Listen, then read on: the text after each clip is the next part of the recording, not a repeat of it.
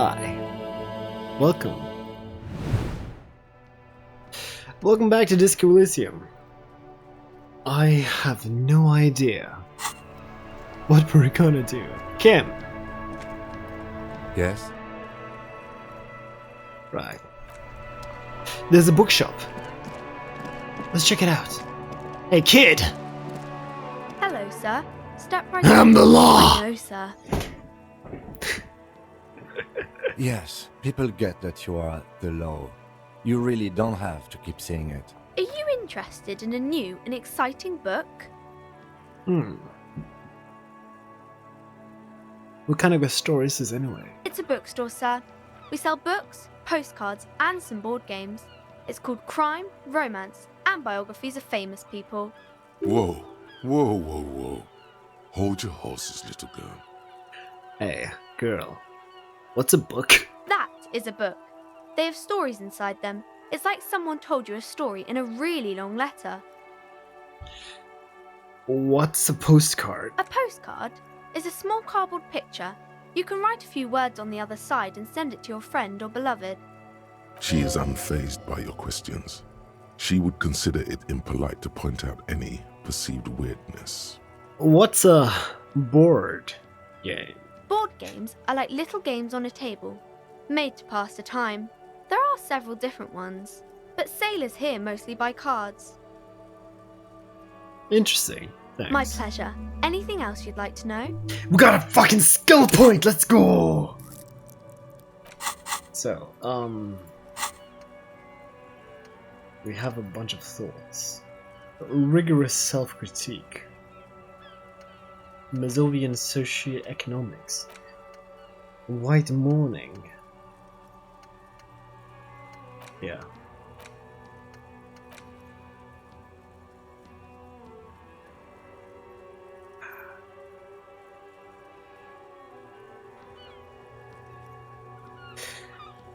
I don't know.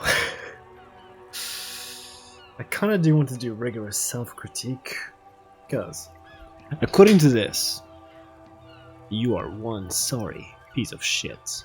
A cop pentient. A flagrant comp monk. This is not the right line of work for you. You should be groveling at the feet of a feudal lord, providing lurid evidence against yourself at a Mazovian show trial, or ripping the flesh from your back.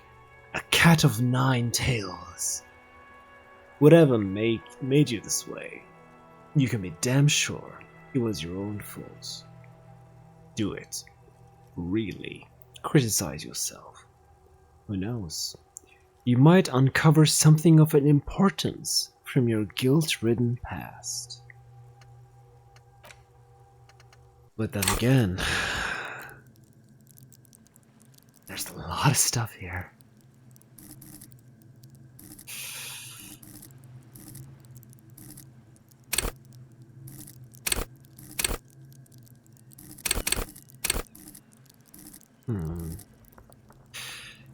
I do kind of want to go with either hand-eye coordination or reaction speed.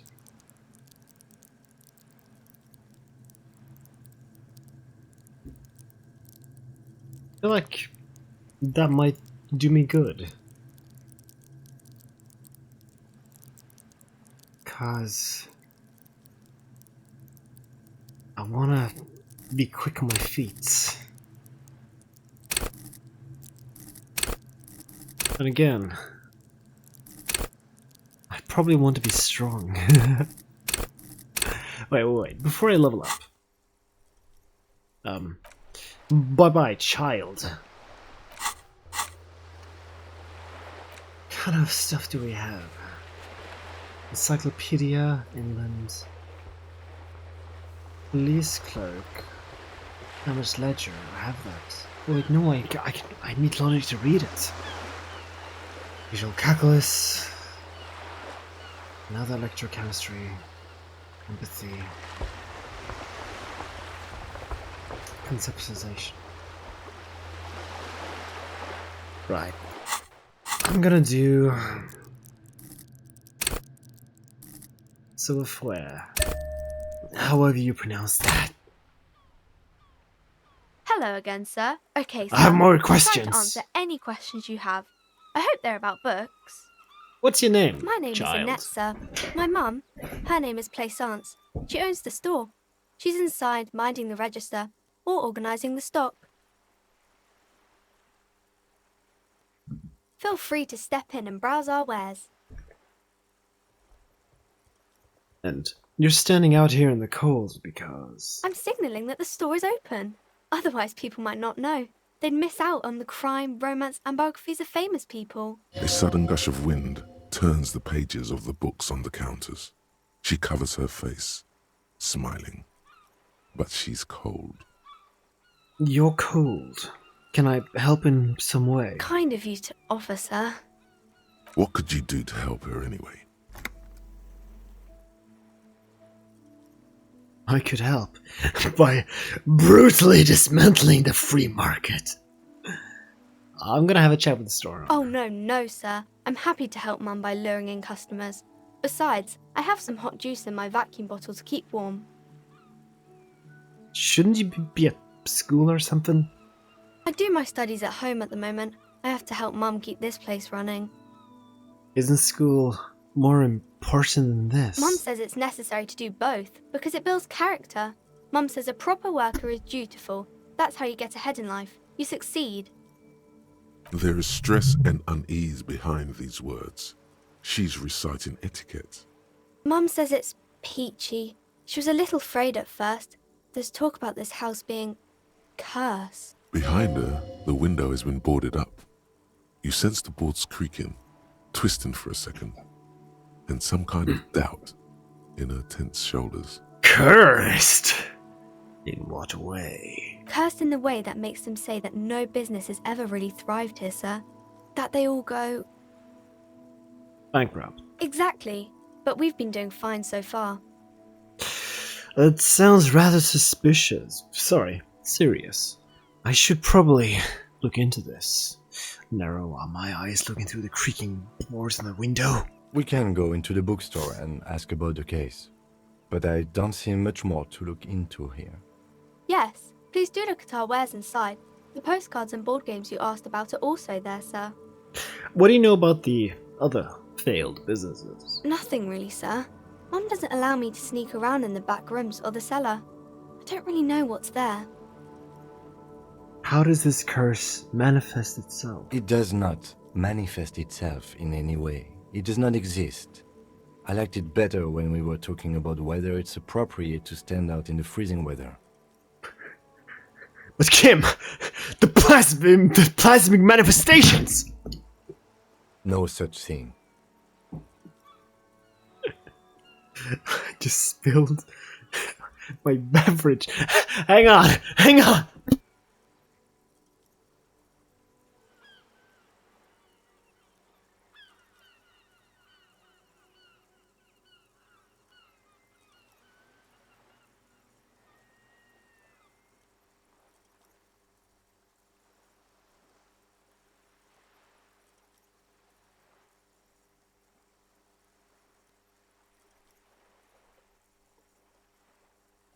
Right, sorry about that. I just spilled my beverage all over my goddamn desk. On my phone. God damn it! Right. Oh, my leg. Okay. But yeah, Kim! Anything else you wanted to talk about, sir? Enough about the curse. For now. Maybe I can tell you about some of our books instead. What is romance? It's the type of book where there's a rich lady and she has to choose between the good man and the bad man. Or there could be a story about a poor lady getting a rich man. It's about man and lady business, sir. What about a poor man getting a rich lady? It happens, but usually the guy gets rich in the process. Or should actually be rich himself, but has lost his family property unjustly, like during the revolution or something. I see. Those are unhappy books, for most of the pages. People sad about what they have lost, but then it all turns out just fine in the end. What about when everyone is poor? That's really not a proper romance story. That's more like everyday life. Sometimes you have to write about real life things. Not in romance books, sir. These are about nice and pretty people, and everyone is happy in the end. What about a book where the man and lady business doesn't work out at all? I haven't read many of those. Maybe you should ask Mum. Yeah? You think she has one about excruciatingly painful breakup? I don't think it's a romance story if the main characters break up, though.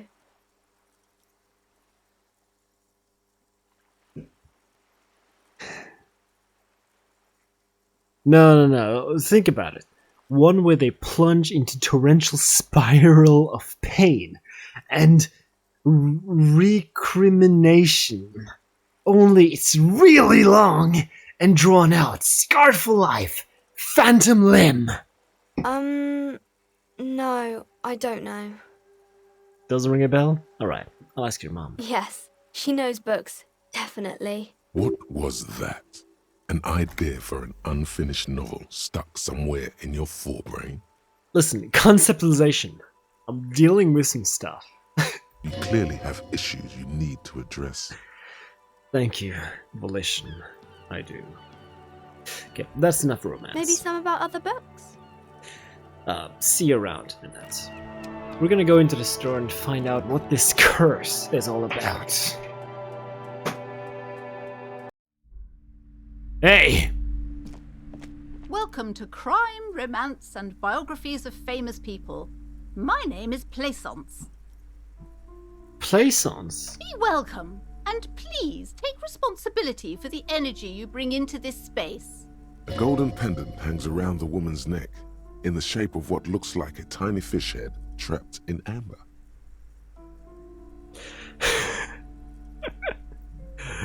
Before we go on, you seem to be well off enough. Can you give us some money? I feel like there won't be an opportunity to ask later. No! I can't! We're good! A curious pendant you're wearing. Oh yes, helps to have an anchor in these times. Alright, fuck it! Money! Sir, don't be ridiculous. I certainly will not give you money. I would be doing you a grave psychic disfavour. Fuck! One has to earn one's success, even if one is a police officer. Handouts are nothing but manipulation. All they do is make you dependent. Right, so you're the owner of the store. I am the proudest owner of our little shop of culture. Great. She has fine-tuned her voice to find the most welcoming approach for attracting new customers. It doesn't work. It doesn't work. What if I want to buy a book? Then why are you talking to me? Everything is on the shelves to browse. Don't you feel compelled to buy anything? See those shelves there? Go. Be drawn. Well, yeah, but lady, what kind of books do you have? Everything is on the shelves. Take a look yourself. The shelves compel you, don't they? She's attempting to mentally direct you towards the shelves. She only wants you to buy the goods. She doesn't care about the books. Do you even know what books you have for sale? Truth be told, not really. My sister brings in most of the goods.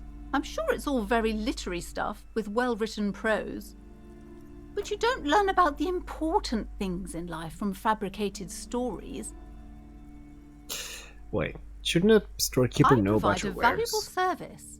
As long as people buy books, I'm fine. Right. Where do you learn about the important things then? Truth is available if you just know where to look, and you have to open and free your mind to understand. Alright, She I'll take a smiles look. and nods, seemingly relieved. The girl outside mentioned this place is cursed. Cursed? Who said that? Annette? I will have a word with her. This place is not cursed. It has a robustly magnetic energy. Good for commercial activity. My business is thriving, sir. Doesn't feel like it's thriving. Feels ghostly. Your daughter's the one standing outside the store, right?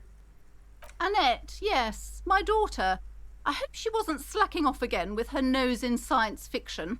Tell me, was she at her post doing her job like a proper girl? I mean, yeah, of course. Wonderful. Did you talk to her? Yeah. Great. On a scale of 1 to 10, how compelled were you to buy books after talking with her? Her opinion of her daughter depends on how well she lured you into the store. 10. She's very polite and helpful. My precious, her dedication brings joy to my heart. If you have children, I hope they turn out as great as my Annette. I'm here to dismantle the free market and abolish child labor. You must be kidding. There's nothing like that happening. Depends. How much you pay the kid? Good sir. What does a young child do with money anyway? No, I save it for her, as a fund. She's securing her financial future out there. Oh, guess I was mistaken. Indeed. Are we done with the jokes now? Yes, we've had quite enough fun here. Right. Lieutenant tapped his foot. The way you're handling her strikes me as wrong. Mind your own business, sir. In our society, people don't get to tell each other how to raise their children. It's none of your or anyone's business. Fuck you, lady. The woman before you scans the store, her shoulders rigid and tense. Every now and then, she Farewell for now, big peddler. Ooh, what's this? a small mountain of colorful board game boxes. There are numerous types of games for all ages. A lot of shelf space seems to be taken up by Wirral-related merchandise. Storekeep! What board games do you have here? Wonderful board games, sir.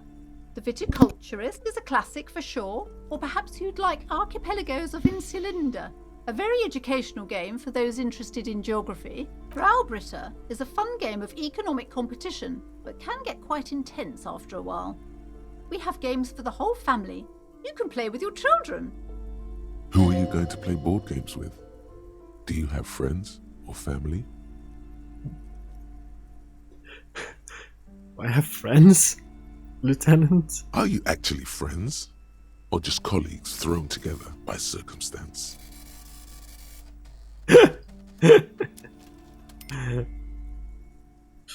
Look at me.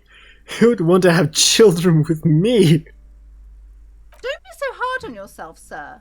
You just need to clean up a bit. And technically, friends are a bit like family. For playing with friends, I'd recommend Suzerainty. It's a civilization building game where you build a civilization, then set off to brutally colonize and repress other civilizations. It'll cost 12 real. Is that Settlers of Catan? What about all these Wirral Lousy games? auras there. No, role-playing games are popular among those types. You know, who are into those kind of things. Personally, I don't like it. Not at all. I've heard they turn people into occult enthusiasts. That they have rituals where they try to summon entities. Highly immoral stuff. You can still buy them, though. This is probably about the whole D&D being tied into satanic rituals in America or some shit like that. That was like a weird thing that happened, wasn't it? Anyways, look through the pile of the Wirral-related An items. endless variety of source books, lore books, and codices litter the table. The topmost book is titled Welkin Compendium, 2nd edition. There's also a large hardbound tome with intricate cover art, The Hunters of Catawak, Boreal Creature Compendium, and a Pick Your Path adventure game book titled Tales of Wirral, Cavern of Velkrag. Books in a board game section? Who wants to read books?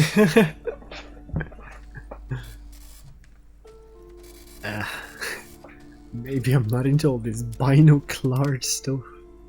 Anything that catches There's my a eye. box that says Wirral, 3rd edition Mega Setting Supplements Module. The side panel notes, a fantastique adventure board game, new maps and miniatures. A sticker on it displays 25 real. I kinda want that, but I can't afford it. Sports magazines. Natural recipes of Arda. It's about lake trout. These shelves are overburdened with Crime books from novels! the same series. You see the name Dick Mullen over and over. Dick Mullen! That's what I was A called! couple of spook novels hide amidst all the detective books. Thrilling tales of spycraft and daring do. Starkeep! What's all this crime fiction? Oh, crime, robberies, murders, even sexual crimes. What? We're fortunate to have Dick Mullen and his stories to sort all that out. You're a police officer, apparently. You should buy all of these. They really do teach a person how to be a proper detective. Let's take a browse. Crime fiction is a disgrace. An asinine misrepresentation of the physical attributes of the arduous everyday work of actual police officers. These books greatly overstate the excitement of police work, glossing over how long it takes to actually follow up on leads and eliminate dead ends. What's more, they completely ignore the psychological hardships of year after year coming into contact with people during the worst days of their lives. Not a single mention of all the stress this work creates upon the officer's family. Detective fiction just doesn't tell the truth at all. Now, would you like a list of all the books found on the shelf? Sure thing! You see Dick Mullen on the job. Get Me Mullen. The Stalwart Adventures of Richard P. Mullen. Dick Mullen and the Murder in the Orchard.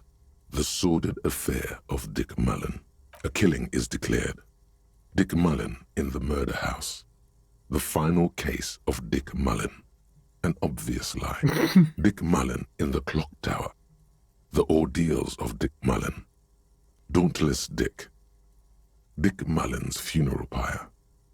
The Murder of Dick Mullen. Dick Mullen dies? Oh no, turns out he faked it to solve a case. Oh.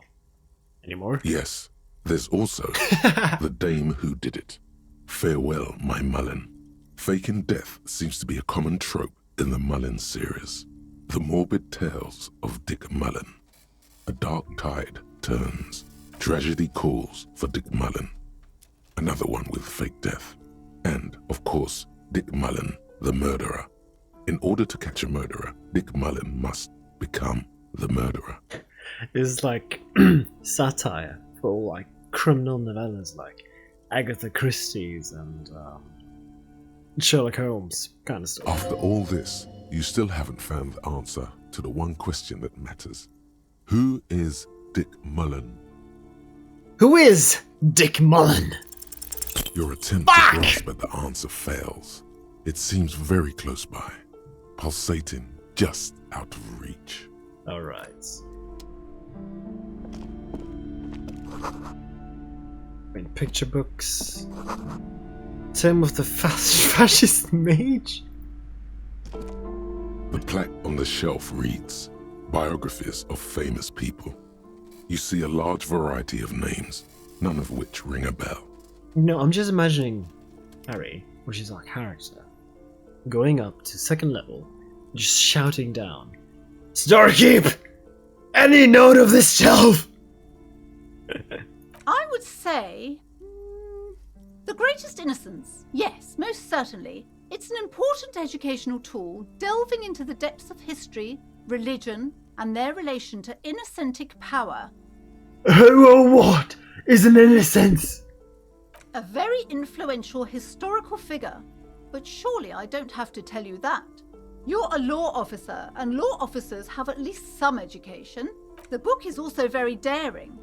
The author aims to re-examine the universal understandings of the innocentic system, creating a fresh vantage point and a shift in the tired order of things.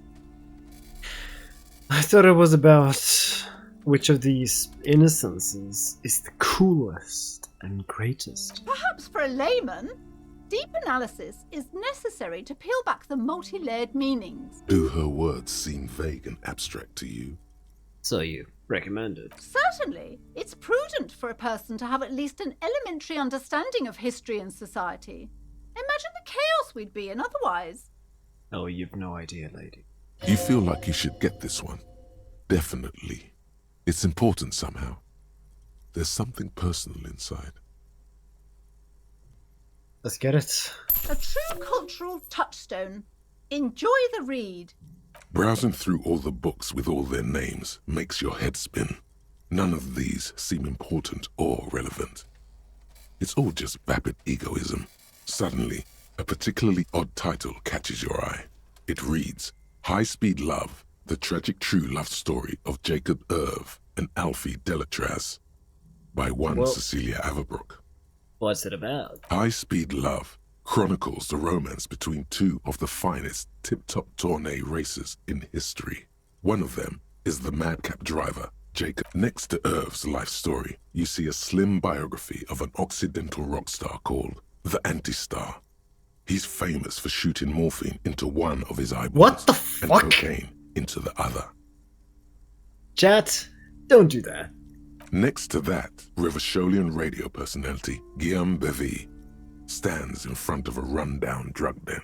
He's a permanent fixture on Channel 8, reporting on real-life crime and ruining cops' days. I really must insist you buy one of the books. Reading them is not for free. Do still browse, though, but not too long. Lady, I bought a book! She understands. Fucking calm down! The customer and immediately corrects course. I'm sorry, I did not mean to rush you. You are browsing. Go ahead.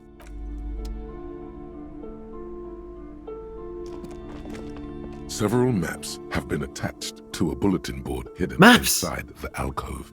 They're held up by want small a map. pins. The board has come loose from one corner. The maps look old and faded.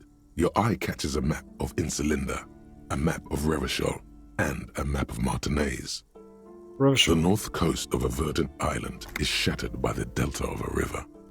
It is the River Esperance.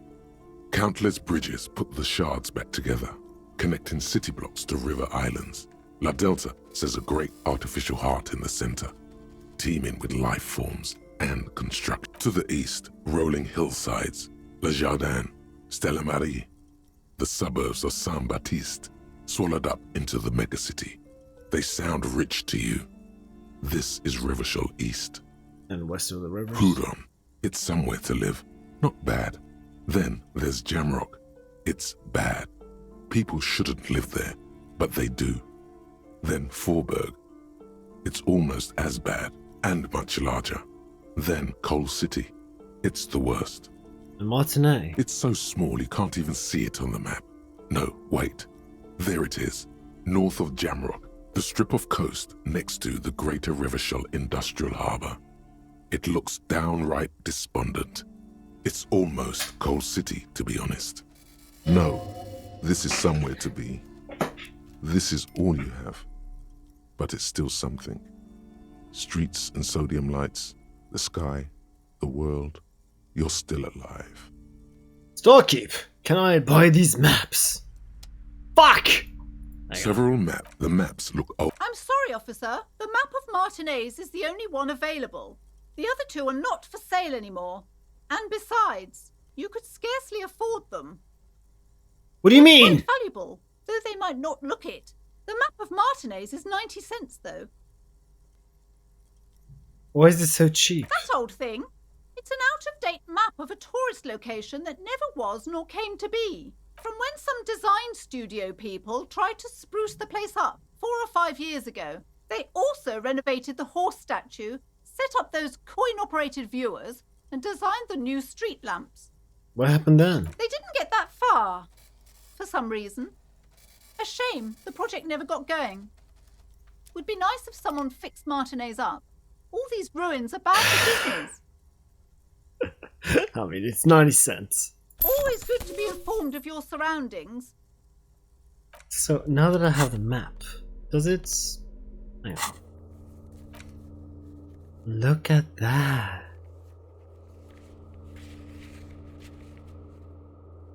Okay, so that right there is the whirling. There's the back. Over here's the bookshop. There's the boat that Margaret Thatcher's at. There's the balcony, there's the backyard. Up here's the docking area. What is that cube? I want to go to the cube. This bookstore is not strictly about crime, romance, and biographies of famous people. There's also a wide range of paranatural literature. Paranatural! Amidst the various books, you find one written by someone named Matthias W. Dundas. It's about wholeness, unity, balance. The point of the book, and many others on this shelf, is to give people medicinal advice in situations where they don't have access to paid health services.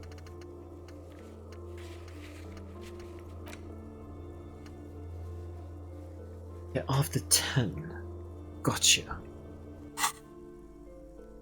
How does that work? It serves platitudes, while also telling everyone that traditional medicine, the kind people don't have access to, and which costs more than this book, is garbage, and would only give you cancer anyway, without even curing your cold or anything. God. Alternative medicine. Wholeness, unity, balance, on the other hand, can basically take care of anything. Though it is important to note, when it's up to your mind to heal yourself, then it's because of your mind that you're ill in the first place. Oh God. Does the book say anything else? The book features chapters on topics such as how to find magnesium. It even lists plants you can harvest magnesium from. How to continue drinking if you're an alcoholic who has destroyed his liver. Oh, let's go! There's even a chapter on the ancient Seraise tradition of using duck gallbladder preservatives to treat and prevent sexually transmitted diseases. Pre and post factum apply. Nothing worth buying. This is just mundane garbage. What's even paranatural about this?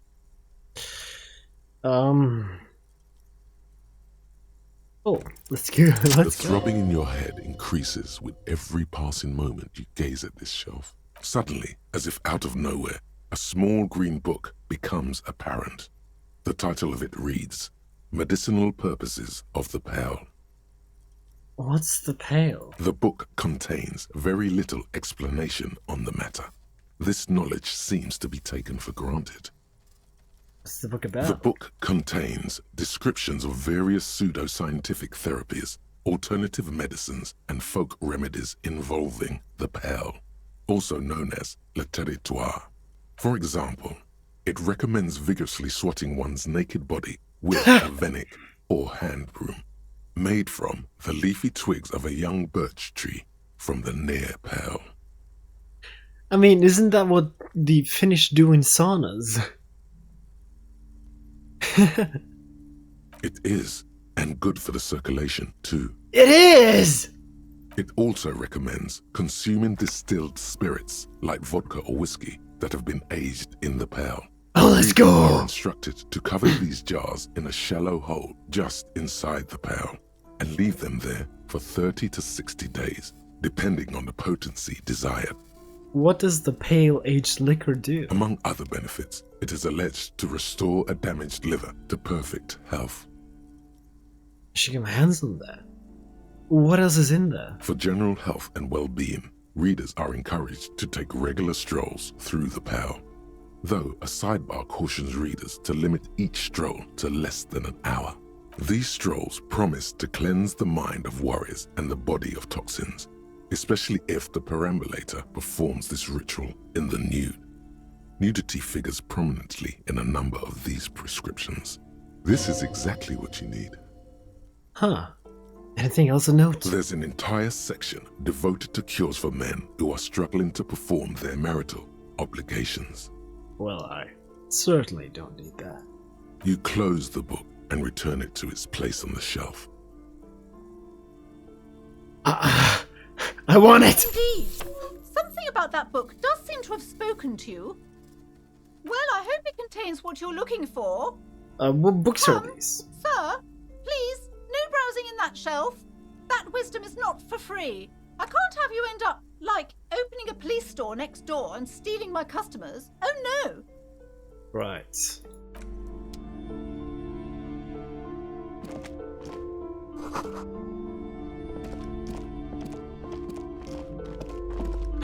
Right. Curtains.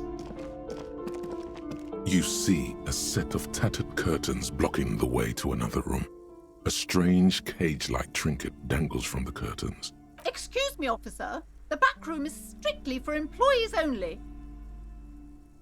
So, what's behind the curtains? Nothing. Now please go back to browsing the books. Don't you feel... She speaks almost Shit. as if she's trying to put a spell on you, urging you to buy more books. Oddly enough, the more she tries to draw you away from the curtains, the more alluring they become. Let's examine the strange, cage-like trinkets. You see some kind of charm, an irregular polyhedron assembled from bones, sticks, and straw. Inside, a disturbing fish head with empty eye sockets stares at you. Aside from poking at it suspiciously, there is nothing else to do with the fish head charm at this time. The curtains remain shut before you. Let's pull them open! Just as you're about to pull apart the curtains, the petrified voice of the shop owner cries out once more. Sir, don't touch that. I told you it's off limits for the customers. Parapsychologically speaking, we're done if you decide to open them. I won't be held responsible for the consequences. It's too dangerous. She looks away, mumbling. Why is everyone always messing with the curtains? Why can't they just buy books like normal people? Is this about the curse? Is that why you're afraid? No, it's just a storeroom for the employees, I told you. Now please step away from the curtains. But I sense this place calling for me. I must investigate beyond the threshold. You do? My God, even more reasons not to mess with the curtains. Just step away, dear sir.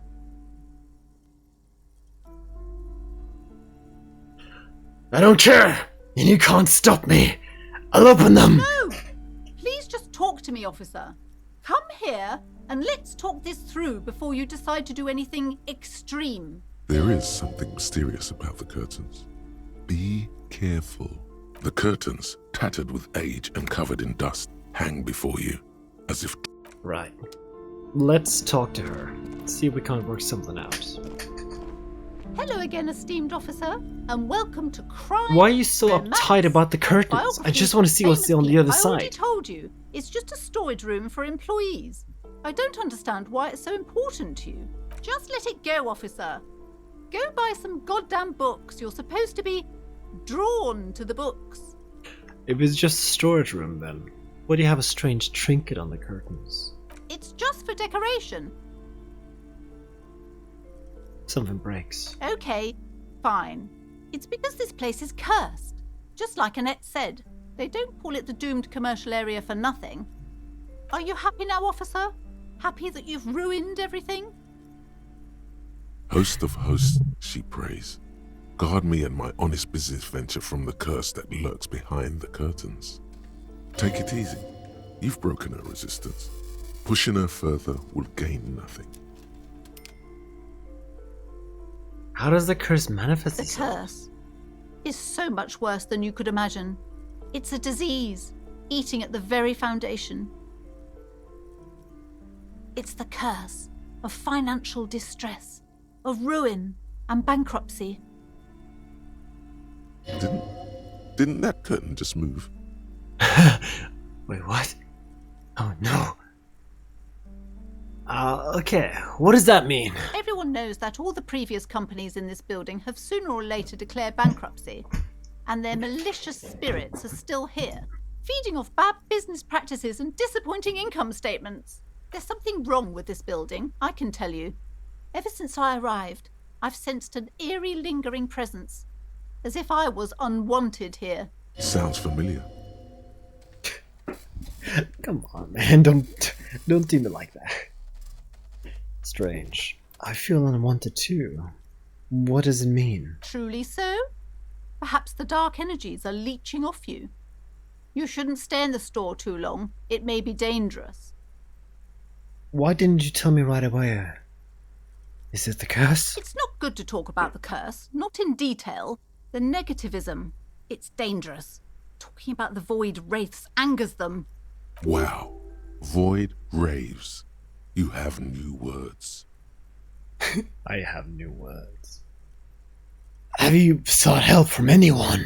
Yes, I've contacted numerous parapsychologists and even a pair of Simonese mediators. They provided me with the wards. The wards help to keep the doom at bay and protect us against the darkness that lies further in the building, even though now I fear it's not enough. Is your pendant part of the wards as well? Oh, this? No, it's a special Himian amulet, blessed by desert pygmy shamans, with a spell of compulsion. It's to compel people to buy books. There are numerous spells cast throughout the store. I had the books anointed with a different inducement spell, for example. It's guaranteed to boost sales 15%.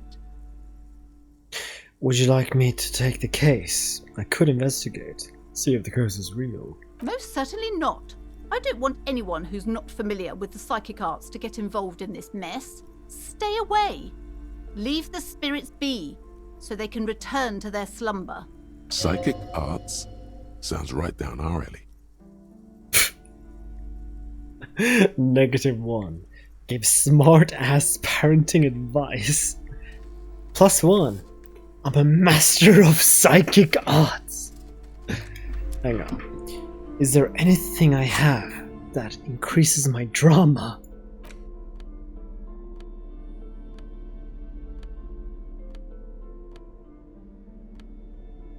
Anything that negates my drama?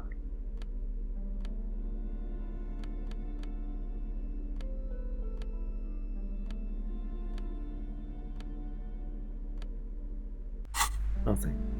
Okay, Hello again, esteemed officer, let's go for it. and welcome to... Slither up. Let's go! You silver-tongued fiend. Show her what world-class perfidy looks like. Ma'am, I came here to help handle the paranatural. Ma'am, I came here to help. I've handled paranatural situations before.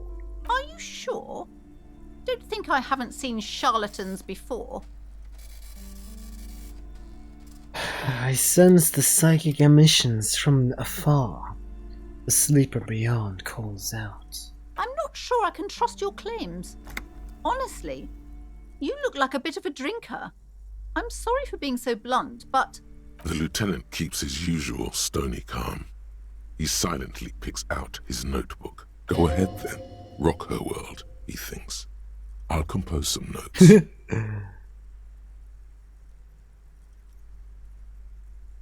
I admit, I've had my share of drinks, but only because the spectral realm is parapsychologically taxing. How do you know all this? Here we go. I am the Void Revenant. I have the powers to debad all the bad energies. I should have realised. A pattern lies within the fabric. The hand of fate guides us. Our meeting couldn't have been mere chance. Perhaps you truly are the one to deliver this woman from the doom. But I am not the only one at risk. I have to think of my daughter. You are certain you can help us? Keep us safe? I can't allow any collateral damage to hit us. No problem whatsoever. Your family's safe. The phantoms are no match for me. If you promise, good officer, then you might be our last hope. Do you swear it? On my honor. Thank you, sir. There's one more thing I haven't told you about yet. The entity. What? Do not act surprised. You know of these things, sire. Of course! The entity. For I have sensed its presence. You have? The entity takes the form of a woman, a witch probably. I've suspected that she must be connected to the curse ever since I first saw her. Did you know that she lives inside the chimney? Chimney? The passage between heaven and hell, of course! Yes, that chimney is part of the building's central furnace, and it's enormous. She has barricaded herself behind some metal security curtains. God knows what she's doing there. Some unnatural magic, I assume. You should go find the entity and ask what happened to all the companies in the building. What is the source of this curse? Here's the key to the warded door behind the curtains. Take it. Oh, and please do return to me after you've looked round. I'm quite anxious to know what she has to say about the curse. What you discover in there. Unbelievable darkness and ruin. Right. You see a set of tattered...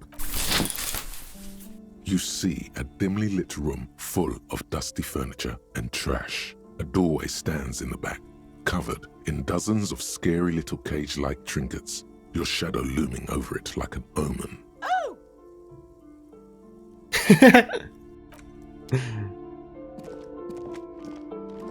Oh, look at that. Ghost a silhouette of hairdryers. A vaguely androgynous portrait of a man. It's David Bowie! A heavy door with a missing handle stands before you, covered in dozens, if not hundreds. After exerting some force, you manage to turn the key. Let's go. Oh, it's a gym? Sand dripping.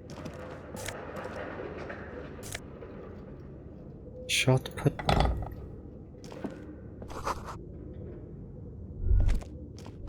Is this a gym?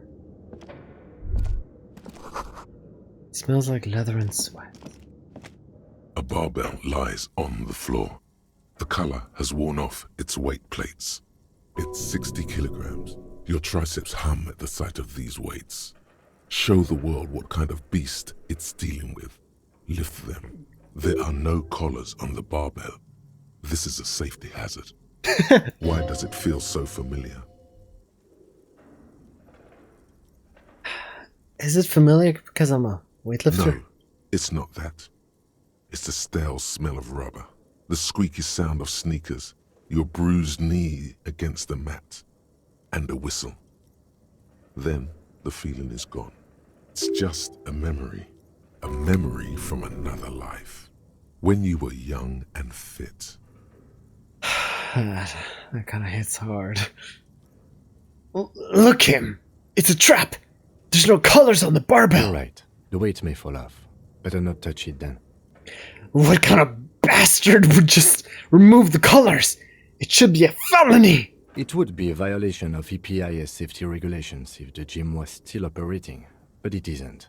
No one's supposed to come here anymore. Right. I'm gonna leave this place for now, because... Oh, Kim. What is this place?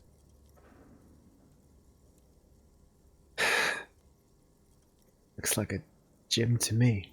Yes, but no one's been here in ages. I doubt the electricity still works. Good thing we have a flashlight on us. Don't forget to take it out of your bag before we move on. Some specks of dust shimmer in a ray of streetlight falling from the window. Other than that, the room is dark. An eerie feeling rises in your chest. What if there's a reason no one's been here for ages? Yes, because it's closed. No need to look for supernatural explanations where a banal one will do. Now let's move on, shall we? But why is it closed, Kim? Oh, Kim. We should think about calling it a day, maybe. The nights are still miserably cold this time of year. Yeah, my hostel room calls. We can pick up where we left off tomorrow morning. You got a point, Kim. What? No, it's locked! Fuck!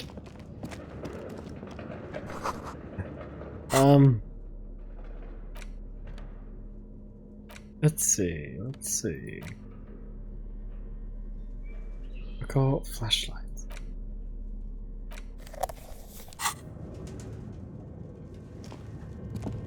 Gotta find a way out. I need to smoke with Kim. I'll check it tomorrow. Where's the way out?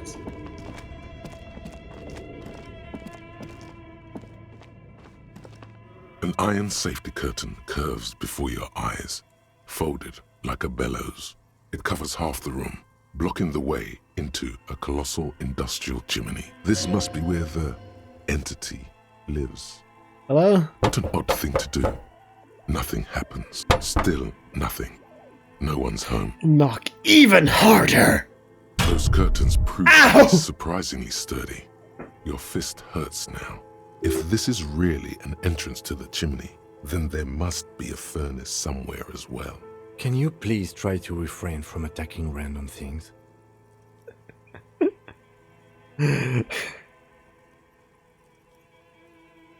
I need to find a malignant entity, Kim. This is the chimney! This is not random. This is significant. I want to see what's on the other side. Why do you think there's something on the other side, necessarily? In any case, there's no way we can get in right now. Let's investigate further. Alright, Kim, you might have a point. Ooh. Postcard.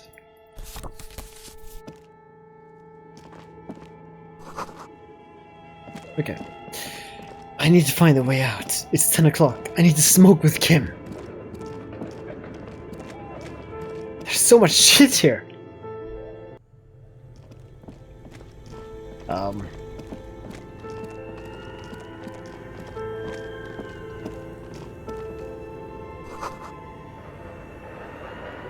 A thick layer of coal dust covers the furnace, coloring it pitch black. Looks like this furnace has a face, and it's a face of agony. Kim, what is this thing? Is it a furnace? Looks like it. Looks like an old central furnace used to heat the building. No one has used it in ages. No signs of any recent fire. Only dead rats. It's dark and grimy here. In the darkness you can hear chatter. It's coming from above. A voice or several voices talking to each other. Near the smoke chamber, upstairs. The echo is so prominent, it's impossible to discern what the voices are saying or what's producing them. What are you doing? I'm not sure, Kim. I think I can hear someone talking upstairs. Wait, really? Maybe it's coming from behind those safety curtains we saw upstairs. Those vocals I heard, maybe they're the malignant entity. You're right. The rooms do look like they're connected. But malignant entities don't exist. At least not the supernatural kind. Yell, hello! Into the furnace! Something breaks It loose. worked! A mighty bellow echoes throughout the chimney's depths. The chatter of tiny voices above suddenly cease. Then, Hello! you've awakened the entity. I summon the ghost of this doomed commercial area! Answer me, spirit! Hello? Did you say anything? I can't hear you. Please come upstairs. There's a safety curtain on the second floor. I'll open it. You hear a low rumble upstairs. The sound of a curtain being pulled aside. After you, officer. Okay. Before we do that, I need to find a way outside. You see a terrifying ice bear with a strange compartment in its belly. The door is covered in frost, and the bear's eyes are glowing red. What is this thing? Looks like a giant eyed bear. The lieutenant doesn't answer. His eyes are glued to the animal. A sharp slice of light shines out from its mysterious belly door. Let's crack it open. A gust of freezing cold air rushes to greet you. You hear a low grumble as the bear regulates itself. This is the inside of a refrigerator. The lieutenant takes a peek inside. His hand has found the holster of his gun. Relax, Kim. It's a fridge. Of course, just a giant ice bear-shaped fridge. Let's take a look inside. Let's look inside. The shelves are empty. All you see are crumpled ice cream wrappers with the brand name, Revachol Ice City. A handwritten note has been attached to the door. The fridge is huge. Let's take the note. You pocket the note and the little fridge magnets keeping it on the door. What kind of ice cream wrappers do you A got? friendly cartoon bear smiles back at you from a glossy cellophane wrapper. It looks nothing like the fridge. The paper still smells of vanilla and chocolate. What's a giant ice bear shaped fridge doing in an abandoned cellar in the first place? Good question. It looks like an ice cream fridge. I know. What an unfortunate marketing choice. What is even worse, the bear is still costing them money to this day. The fridge buzzes with energy. The electricity bill on this thing must be catastrophic. It probably is. Ice cream maker.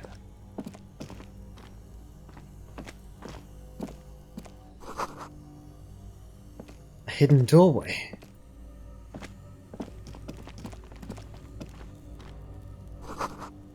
Rusty rifles. Guns. A few bricks have fallen off, revealing a compartment behind the wall. It's too dark to see in. Where are we? Seems like an old bunker from the revolutionary period. Look at all those rifles. Must be an old weapons cache. There is, yes. And there also appears to be something inside the hole. Interesting. Do you want to take a look? I do. Your hand reaches deep into darkness and spiderwebs. Rummaging around, you find rusty rifles hidden away.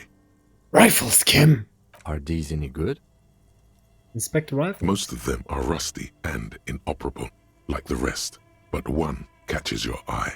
A bolt-action model with a fine wood stock, in better cosmetic order than the others. Take it. You're a police officer. Police officers carry guns. This one looks nice. That's a rare sight. Seems to no longer be functional, but still a beautiful thing in its own way. What does it mean? A rifle? Yeah. It means there are firearms, albeit inoperable, still lying around in Martinez. It's an interesting coincidence, I would say.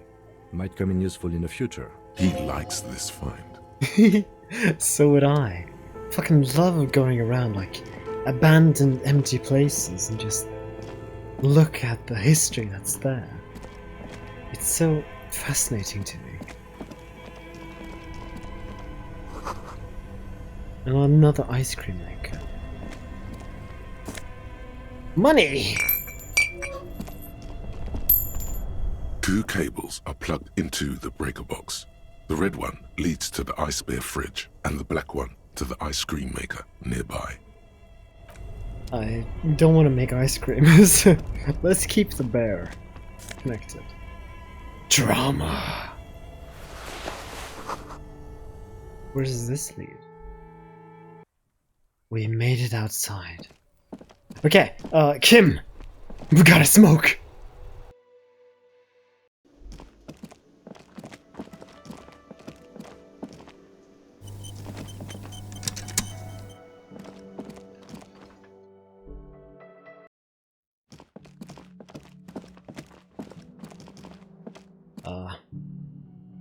Kim? Kim? What the fuck? Kim! I think I might be high! Yes? Ah. Well, what do you want to... Kim? Yes? Wait, what does it say? Kim... Join him on the Whirling in Rags balcony after 10, when you're calling it a day. Okay. How do I call it a day? The door is closed. There is no answer. You hear the shower being turned on. A tremendous loneliness comes over you. Everybody in the world is doing something without you.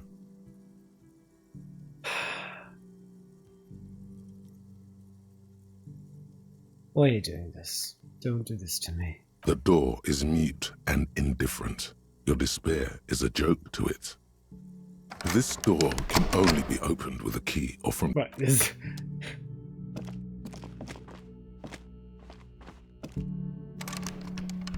That's locks. This is the door to the room you redecorated. Good night, Just a Lieutenant. moment. You had some questions earlier, I believe. And besides, we should discuss our progress on the investigation. Let's go out to the balcony. Let's go.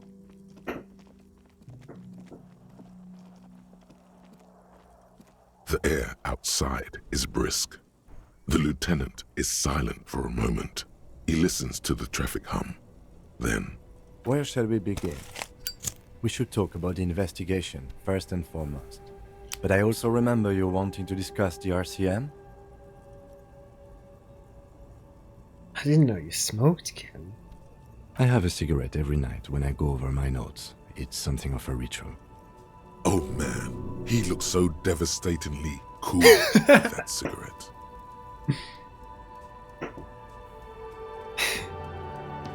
How'd you get so cool, Kim? You mean this? This isn't cool. It's an unnecessary trial of will and unhealthy. Keeping the habit within the parameters he's given himself takes a lot of focus. It would be easier to simply quit. Yet, were he to quit, he would lose the cool factor. This man relishes his cool quite a bit below it all. I think I want to pick up smoking. Do you have any more cigarettes? I apologize, but I only brought one with me. I have exactly one cigarette every night while going over my notes. Right, the debrief. Yes, it's been a long and eventful day. How do you think today went? Well, we inspected the victim's body, so that's good. It was not easily approachable in that state, but we did it. Our inspection could have been more thorough, as it always can, but we have some leads we can follow up on. The body is still hanging from that tree, which is unfortunate. But we performed a thorough search of the premises of the crime scene. That's great. Though he wishes the body were out of the tree, he doesn't want you to feel too discouraged. Probably out of fear that you'll just give up and keep drinking.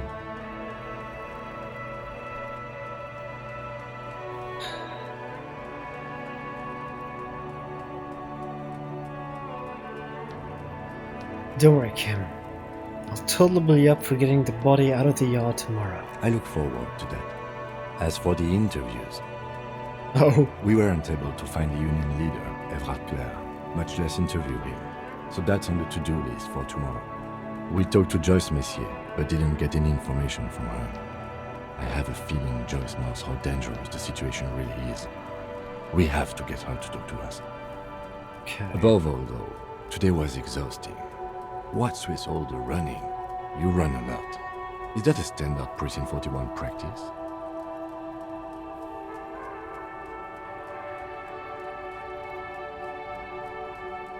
Part of the Jamrock Shuffle. It's impressive, especially for a man your age. And in those hills. They're awesome, aren't they? Nice shoes, by the way. I like the green. Goes with the orange. So, what are our powers exactly? The RCM. They're quite limited, actually. The power officers of the Rebachol Citizens Militia exercise most frequently is imposing fines of up to 1,000 real for offenses, in accordance with an interdepartmental schedule. Wouldn't that be an easy power to abuse? Yes, although indirectly, as citizens can always request records from their local station. Officers of the RCM have been known to take bribes of less than the prescribed fine amount. It undermines trust in the RCM. 1,000? What or more? The RCM's primary role is to ensure safety. We are not really supposed to play any part in the economic structure of Rebachol. Okay, what else? We can arrest people, of course, but rather than bringing someone in directly, it's preferable to serve a station cold sleep. It prevents confusion and overcrowding. Hang on, the music is a tad too loud, honestly. I want more of Kim. Wait, How can you be sure the arrestee will show up? You can't. Those who don't show up become fugitives, though, and have fewer legal rights when they are eventually caught. It's about power projection. Thus far, they seem to mostly show up.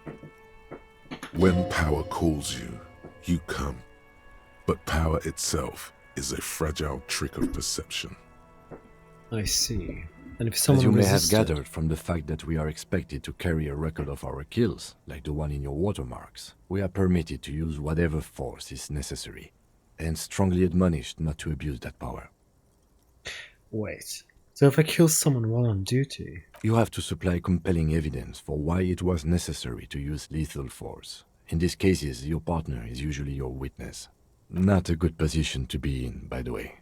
Internal Affairs handles these cases thoroughly, by cross-examining you for inconsistencies. It is hard to cover for anyone, which is for the best. what happens to the people we convict? We don't convict. We arrest and send them to coalition government courts in Couron and La Delta. The prosecution works off our testimonies and records, which is why it's paramount to keep them. Who makes all these rules? The coalition government, and the moral intern more broadly. The RCM was formed by the coalition government to restore order in the international zone after the revolution. So we did. Now we attempt to maintain that order. No more, no less. Or perhaps it is better to say we were allowed to form. It's a point of contention whether the citizens of Revachol or the coalition government founded the RCM. Let's say it was the citizens of Revachol. Be sentimental if you like. Either way, the moral intern leases us the right to keep the peace in this city, and they will take it away if we misuse it. Moral intern, what is it? The Moralist International are the world's largest political organization. You know who they are. They have been running this place after the revolution failed. If I didn't know, how would you describe them? They're a union of center-left and center-right parties across the Real Belt. Our coalition government is just one of its many projects. They also run the ICP, EPIS, most intergovernmental organizations in the world. What do they believe What do in? they believe in? They are Dolorians. They believe they continue the humanist project set forth by Her Innocence Dolores Day 4 centuries ago. Others say they are just technocrats. Who was Dolores Day? A historic figure? The author of the modern age? You will have to look elsewhere for opinions. The subject of humanism is too abstract for me. What's the symbol? Interesting question. It's a blue forget-me-not. Their motto is love, compassion, self-discipline. I think you can gauge what they want you to think of them from that. Something kind and usual. Something ominous. Oh. Something like the dark blue, serious color of the early night sky above. What do you think of them, Kim? The moral intern are a fact. I try not to have opinions on facts until they change. And it doesn't look like that's about to happen. It is more than that. There's some kind of affection in him. Look like the moral intern. Yes, I did, when I was younger. In my 20s, I considered myself a moralist. A blue forget-me-not, a piece of the sky. They're not all that bad. That's another leitmotif associated with moralism. But the years have changed that. I don't know what I believe in now. No, I believe in the RCM. That's enough for me. I have an opinion! Do you?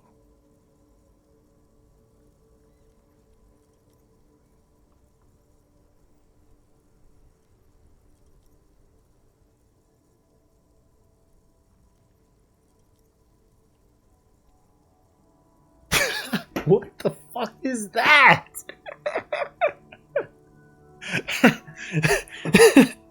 No.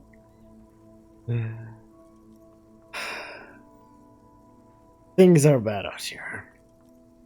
We need them here. Giving us the right to police Revachol. Or they've done an awful job here. Have you seen the place? This isn't humanism. Or we are the stooges of the world's biggest bourgeoisie organization protecting bourgeoisie rights. I'm guessing that is communism. And I am a communist cop!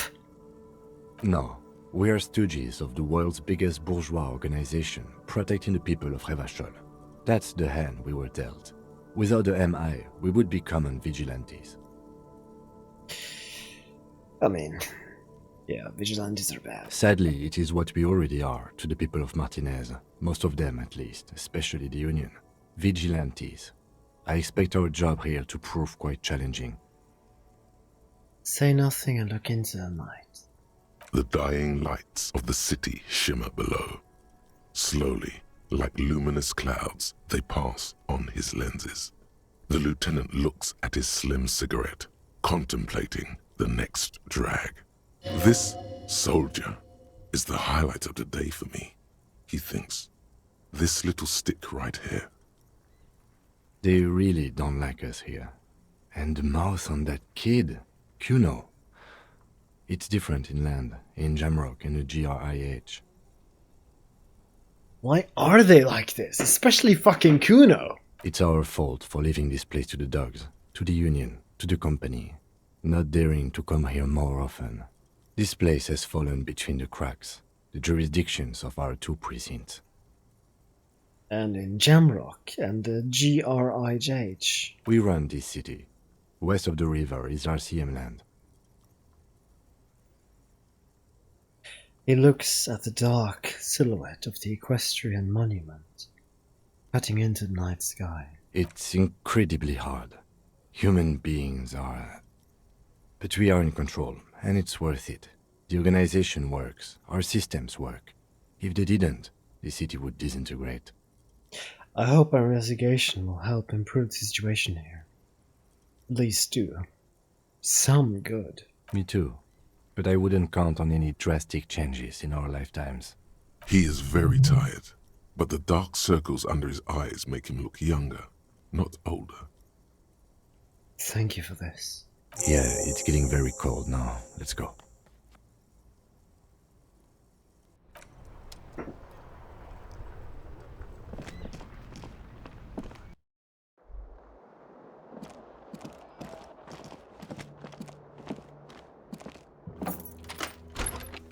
See you in the morning. Bye. Just sleep on the couch. The bed is cold and not particularly inviting, but it's yours. The sheets look awful. The option to go to sleep becomes available every night after 9 p.m. It's not over yet, Snake! Hang on. We have electrochemistry.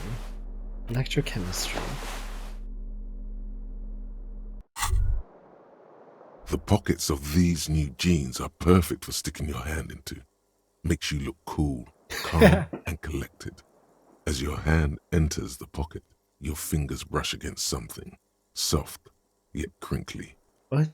Take the item? Hey, it's a chewing gum wrapper. It reminds you of the fruity juice of apricots. You should inspect it closer if you have time. Something about the wrapper's texture is familiar. Really?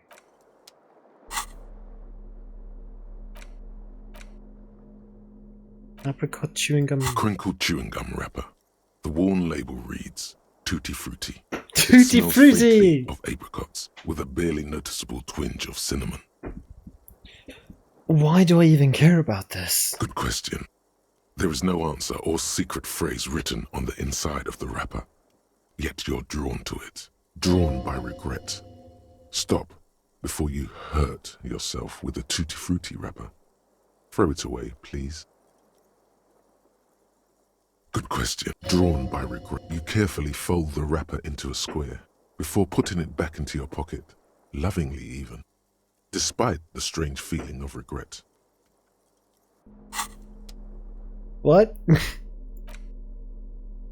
Let's read the handwritten note from the fridge. The note is written with a blue pencil on a piece of lined office What you paper. got for The us? kitchen magnets have left spots on its surface. Someone has scribbled, S. I can't believe the off-site copy is still here. The illiterate ginger kid keeps stealing stuff from the studio, so I had to hide it somewhere safe. The illiterate ginger kid. You'll find the filament memory with the offsite copy in the frozen ice cream maker.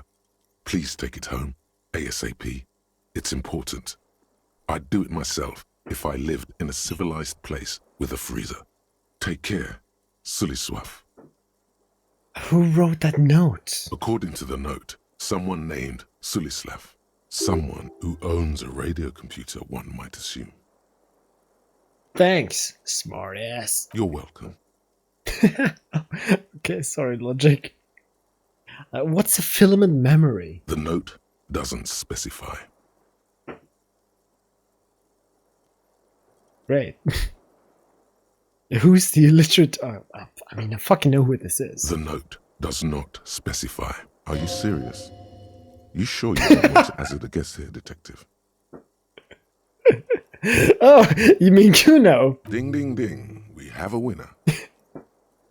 Where's the frozen ice cream maker? Didn't you see one right next to the breaker box? Yeah, you're right. You're right. Sorry. I'm sorry, cop. It's what I do. Right. Medicinal purpose of the pail. Medicinal purposes of the pail. The cover of this heavy tome features a number of esoteric symbols. Let's open it. Flipping through the book, you find a number of sections on the general benefits of the pail. A large pharmacopoeia makes up nearly half of the book. What is a pharmacopoeia? You come across the following explanation. While modern pharmacopoeia are continually updated by so-called experts based on the results of clinical trials, readers will find assembled here the timeless wisdom relied upon by generations of traditional Seolite medicine practitioners, Mesk mystics, and Ilmaran folk doctors. Right. So, this is, wait. What's it called again? Pseudomedicine? No, wait, there's another word for it. You know, medicine that doesn't work. Fuck, what is it called again? Where, like, you have to, like, pull your toes to cure your common cold. What's it called again? Fuck, I don't remember. God, I look like a fool. I look like a fool. Damn it. Let's just continue. Finally, something to calm the angry spirits that have been plaguing you. It seems to contain descriptions of the medicinal properties of various ingredients that may be gathered from the pail, as well as instructions for producing a variety of herbal remedies. Anything in there about restoring lost memories? There are a number of Seolite tonics that promise to improve your short-term memory, but nothing that speaks to your condition. I just want something that will suit the relentless torments of my existence. What you're describing is booze. You don't need any herbs for that. I mean, yeah, you got a point.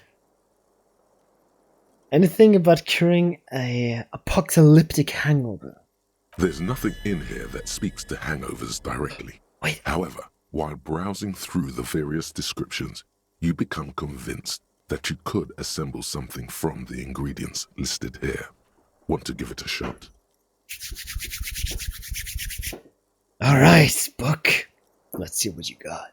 First, you need to choose a base ingredient.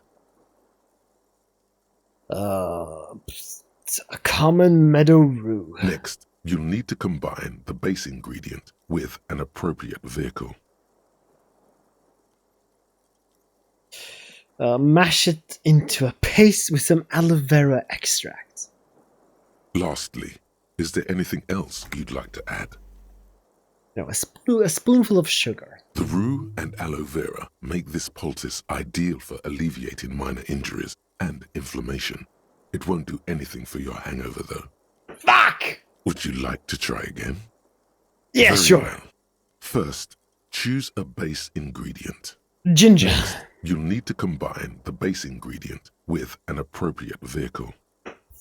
So, when you have a hangover, what you basically are is dehydrated. So you need to find a way to hydrate.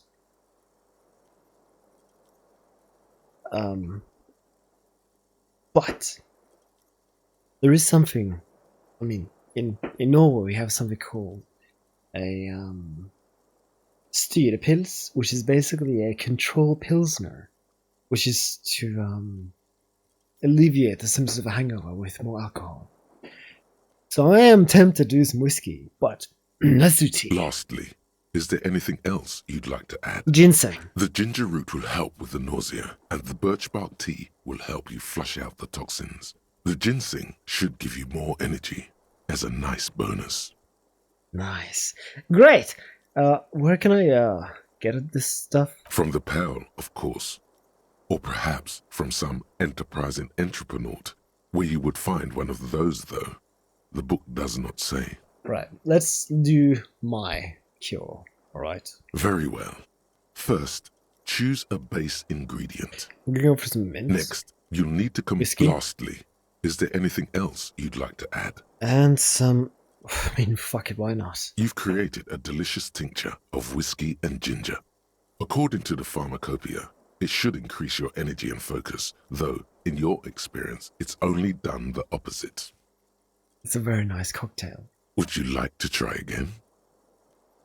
Yeah. Very well. So, First, choose a ginger, next, whiskey, lastly, is there and you've sugar. created a delicious Would you like to try again? You closed the book.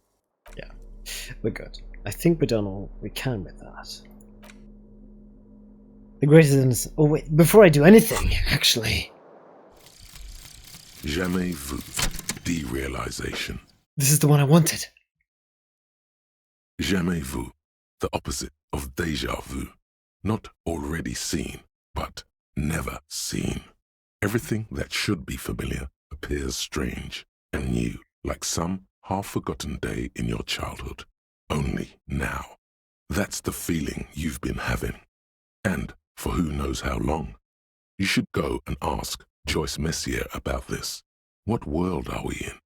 This is a fundamental question. 1 XP for every orb. Oh, that's so good! All intellect learning caps raised by 1. Fuck yeah!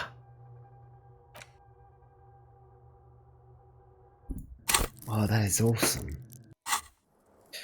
Right.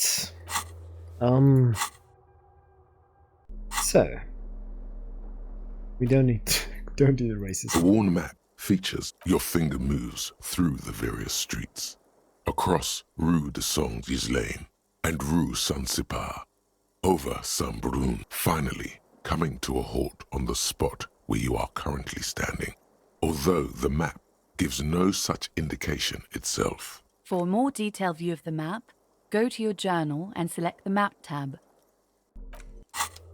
Journal map. Right, so before we go to bed, let's see, electrochemistry +1, anything that doesn't give me electrochemistry.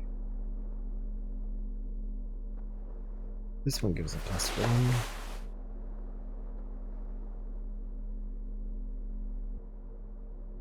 Any tools that help?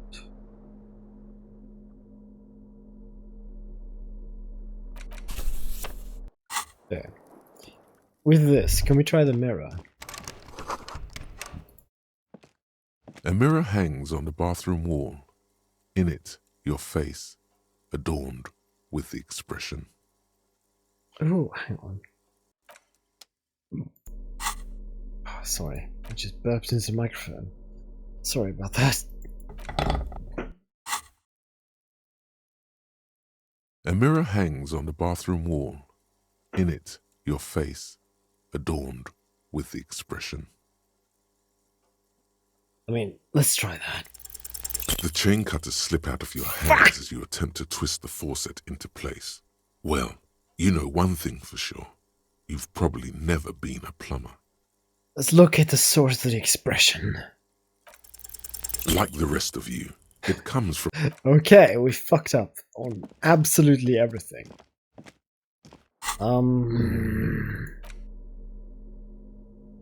Wait, shit, I didn't wear the gloves for interface. A mirror hangs on the bathroom wall. Fuck! In it, Okay. What about the Ledger of Hates? Where is that?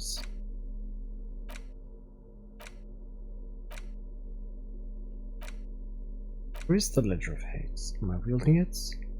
I am.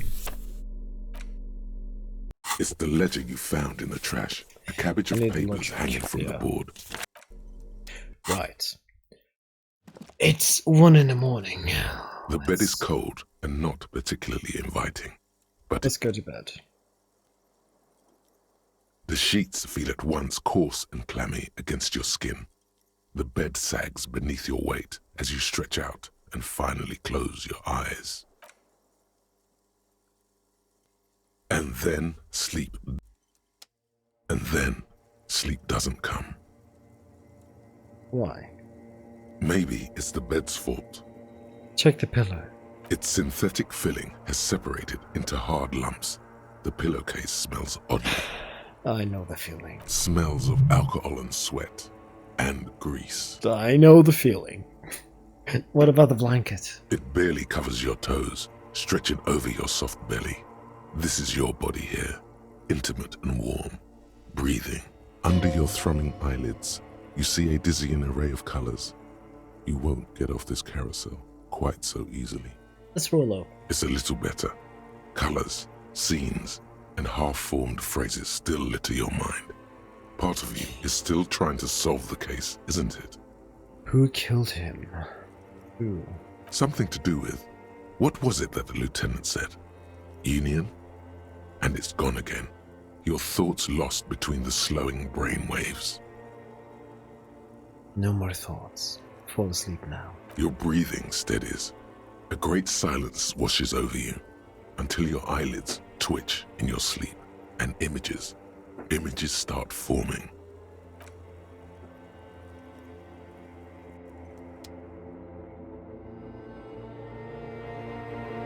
Dull. Hello.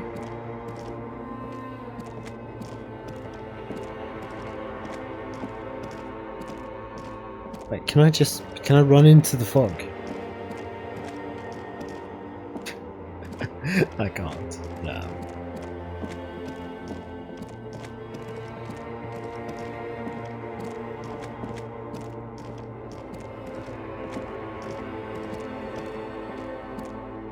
Oh.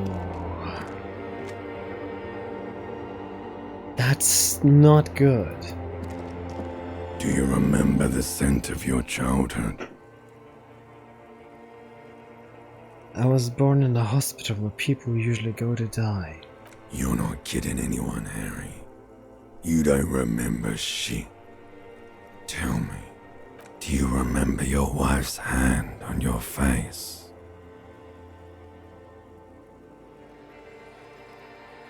I was left. That's right, funky baby. And you just stood there. One hand on the bottle and the other on your dick. Watching her go. Let it all be dragged away from you. Tell me, where are your friends? Human beings have friends, Harry boy. Where the hell are yours? I can get it all back. No, it's gone. 3 times gone and never coming back. You failed. You failed me. You failed Elysium. What is Elysium? Everything. The Pale and the Islas. On the surface. The outer magnetosphere. Burning, furious truth. 8,000 years of written history. You really dropped the ball, Harry.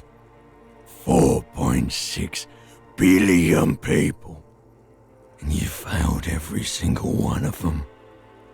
You really fucked up. I feel like I should talk like this guy. Hang on. I've talked to you before. No, Harry. You were just talking to yourself.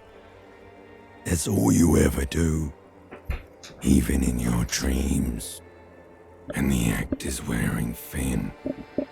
The spots of the disco ball fade around you.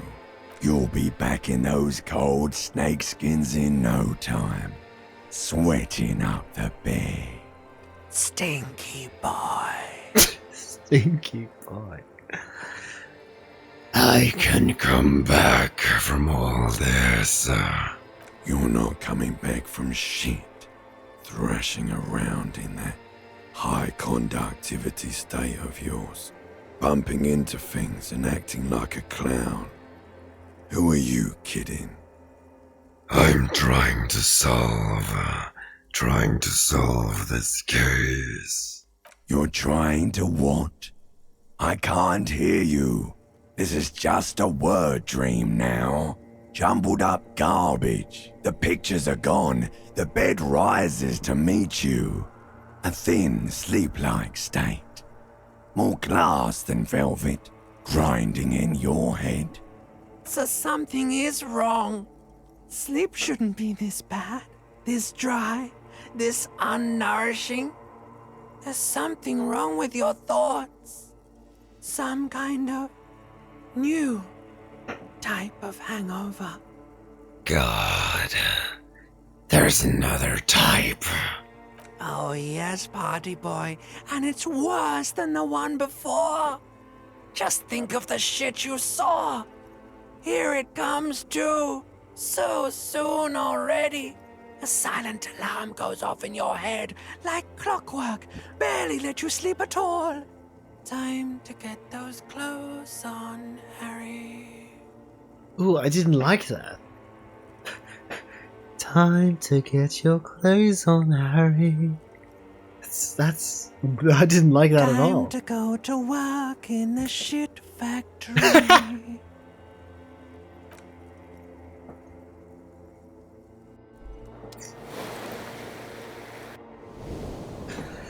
Ugh. God. Still alive. Am. Good going, buddy.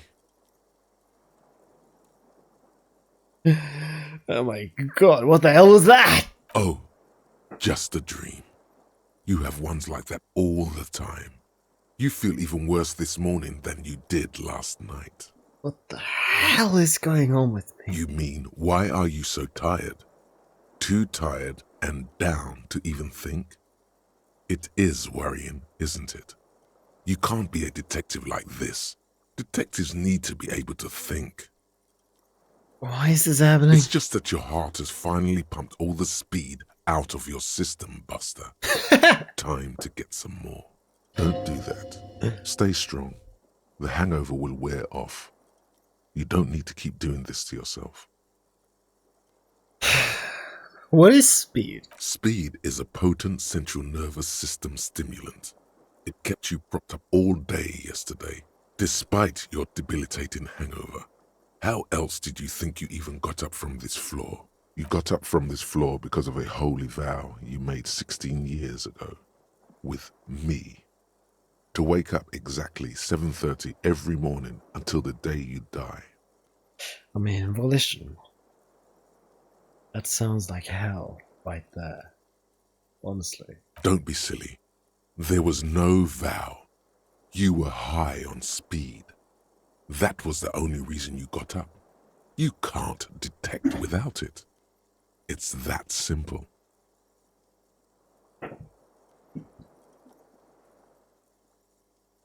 No. I can take this. I'm not going to look for speed. Are you sure? Ready to live as this pathetic shell of yourself for days? Basically, a week. Let's be honest, 2 weeks. Maybe 3. You won't make it. Half the town will be dead by then. You will be fired. Now that's a lie. I can do this without speed. Half the town won't be dead. Suit yourself, slow, sad shell man. See how you do without your spark. I will do better.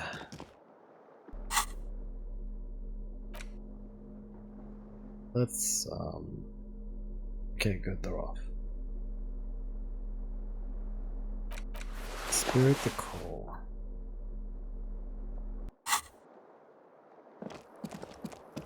Okay, Kim!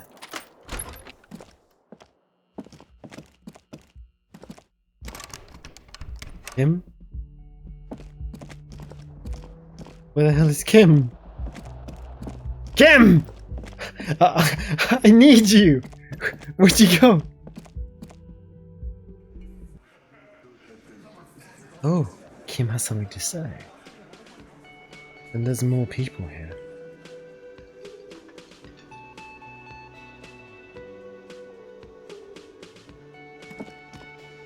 Good morning, Kim! Morning. Looks like we can get to work at once. The Union muscle turned up. They look rowdy. We should talk to them. What do you mean they look rowdy? I mean ungovernable. Martinez isn't exactly enthusiastic about the RCM being here. They prefer to be policed by the Union. These men here, men who drink beer for breakfast, there's talk of an armed wing of the Union called the Hardy Boys, who are responsible for state policing. I think it's them. I mean, beer for breakfast. I am always down for a morning beer, honestly. That would just escalate tensions. No captain would sign off on it. Solving one murder isn't worth a conflict between the RCM and the Debarders Union. In fact, even the death of 2 detectives might not warrant an all-out war. So let's keep a cool head, okay? Why do we need to talk to him? Everything points to the Dock Workers Union. The belt used for hanging him, tracks in the mud, the circumstances in Martinez, my preliminary information, which may, of course, all be wrong. But we still need to talk to them, and it won't be easy. Let's roll! Before we do, we don't have to talk to them immediately. We can walk right past them, continue with our business. Good. A power move. Purposefully concentrate on something else first. Yeah, streetwise. Zoom right past. Do it on your own terms. But aren't you curious to know what they have to say about the murder? Logic! Why do you have to plant the seeds of doubt in my mind? They're in no hurry to leave. They think they own the place. Anyway, I leave that choice to you. Whatever you decide is fine by me. Right. We're going to rush past them. 'Cause it's the other day, and I want to talk to Joyce, because she might give me more money. Oh, hello! There's another person here.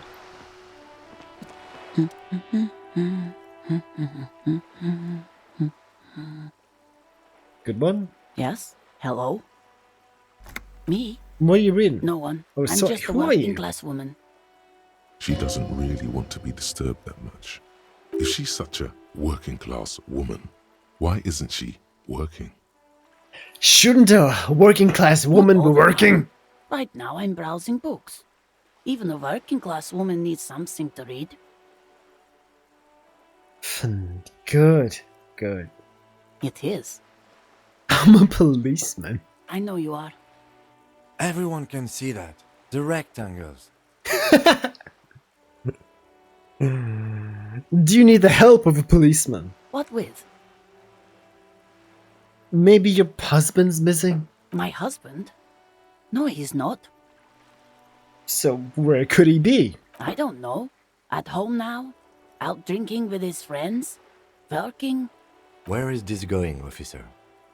So what I'm hearing is you don't know where your husband is. Yes, but I don't really need to know where my husband is. Not all the time. Wouldn't you like to? No. That is a very healthy option.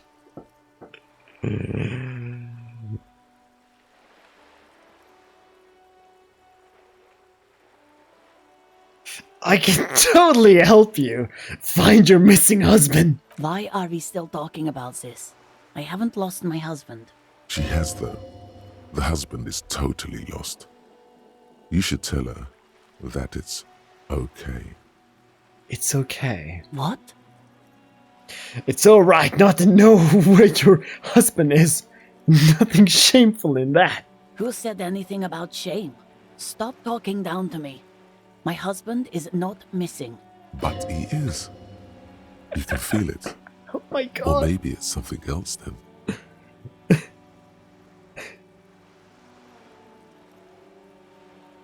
Maybe your children are missing. No, absolutely not. So where are they? Are you a policeman or a nanny? I police wherever I want. Where are they? They are not missing, sir. You know where they are. They're at home.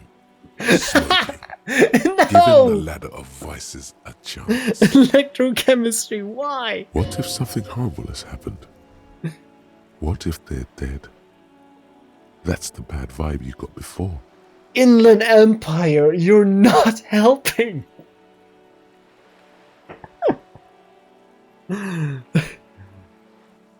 They're at home, right?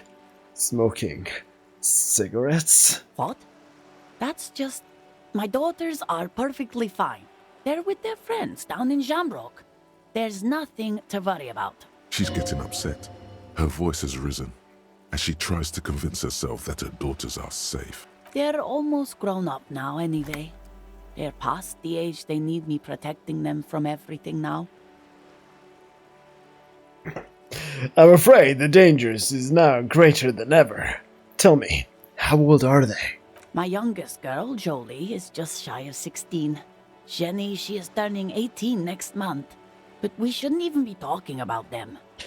And can you describe me their appearance? Any features stand out? Something to make identifying a little easier. Why do you need to know this? Haven't I repeatedly told you that they're not missing? That they're in Shamrock, safe and well, at some stupid party? It's for the investigation. I'm trying to be a professional. There is no investigation here. I can tell you that.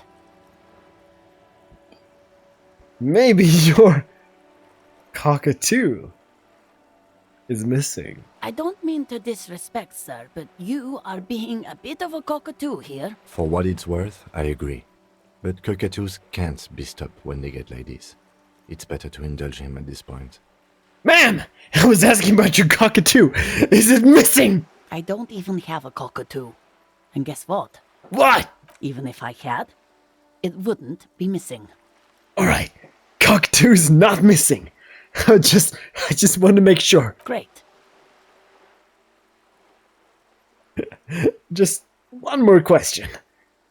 What did you mean by me being a cockatoo? Nothing. Go read up on them if you're so interested. There's a great book in the bookstore. Maybe you should. What if the cockatoo is your astral captain? Or your heraldic bird? Actually, that's exactly what I'm gonna do. Thanks for the tip. Wonderful. The store is open. I'm just gonna watch her browse some books for like half an hour. Just standing there, staring. Her hands move over the book covers. The tips of her fingers look rough, stained with yellow. It seems like she has spent a lot of time at work, smoking. Working class woman, have you found your husband? No, he's not. I don't. Where is this going, officer? Yes, but no. Suit yourself then. I don't really care if your husband's missing. Why are we still talking about this? I haven't lost my husband. She has, though. The husband is totally lost. You should tell her. Hush, that baby. it's... What? I was talking to myself. I should hush. I'm a baby. She tries to concentrate on books, but her eyes are full of bewilderment. Okay, maybe it's something Okay, else that that's the all. woman before... That's all. I have to go. Do you have books about cockatoos? You're alive and well. Don't keep me waiting now. What's in there? In that dark sarcophagus? The dark sarcophagus. Yes, yes. How was it?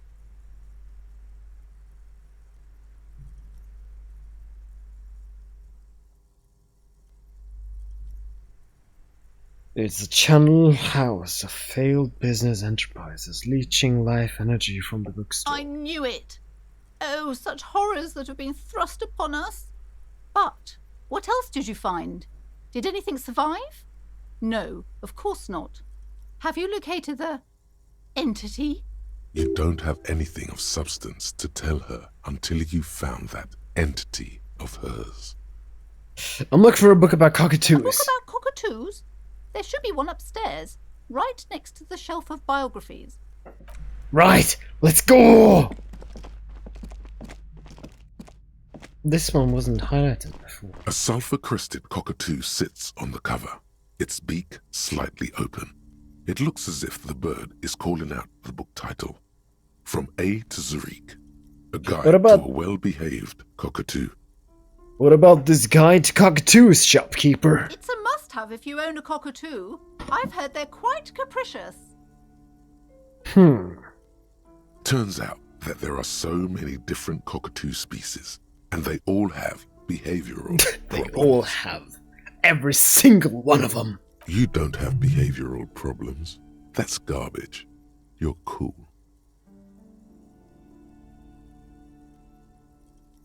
Shit. I could buy one. Or I could steal it. Do I have the interface gloves on? I do. Anything that can boost that. Anything that gives a negative?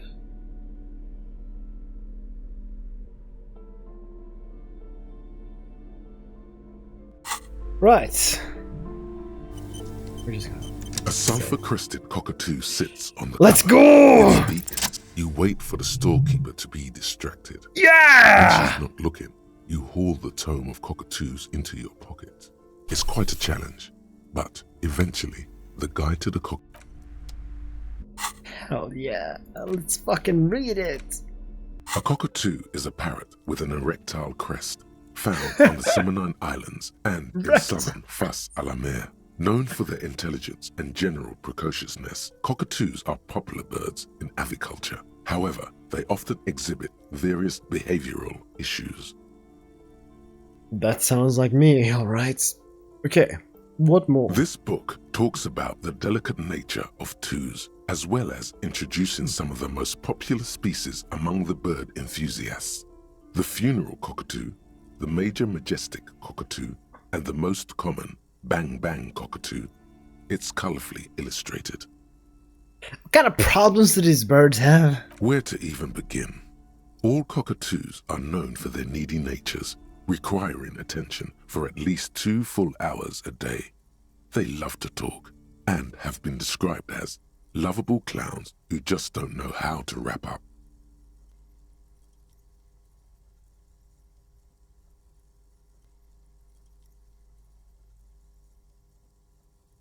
I could handle that. It would be nice to have someone to talk when feeling lonely.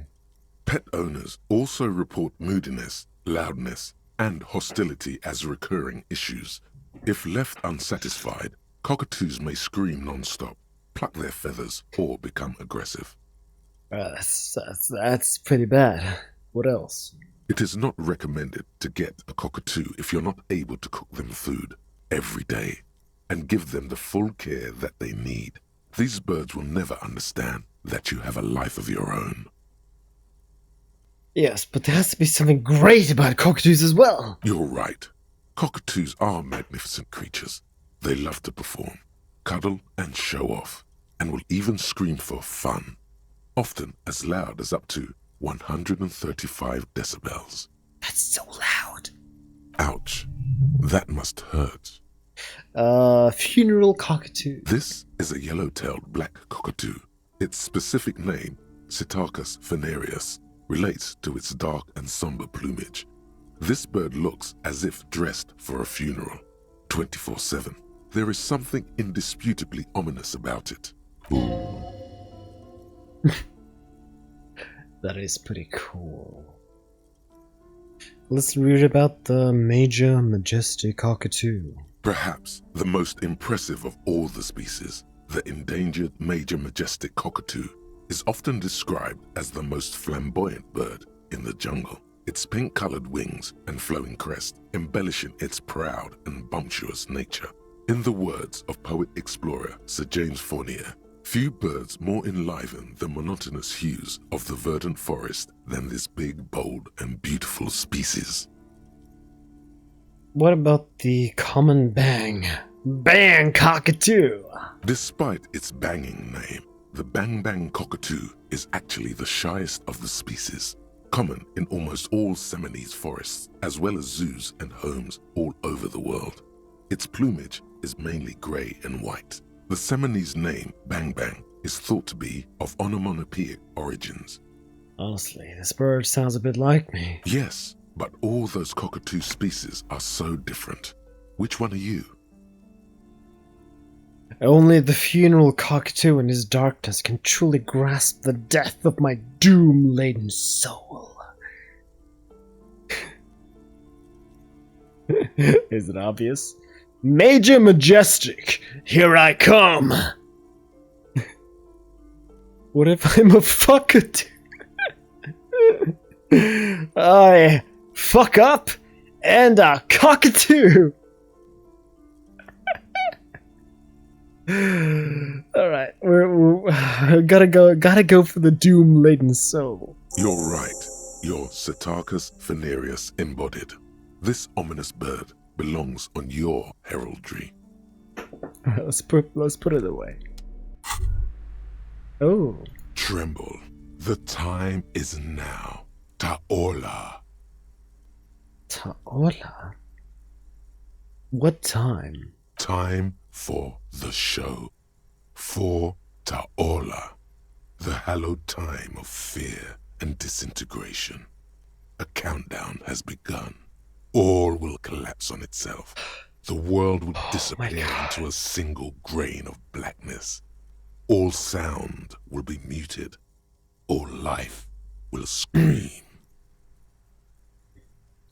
It is time for the end times. What time? Time for the show. For Ta'ola. The hallowed time of fear and disintegration. A countdown has begun. All will collapse on itself. The world will disappear into What is Ta'ola? Theodos, Xeno Zausin, Ipoli Osithian, Echondes Phronisen. Is this Greek? Is it Greek? Hang on. Let me just pull up a Google Translator here.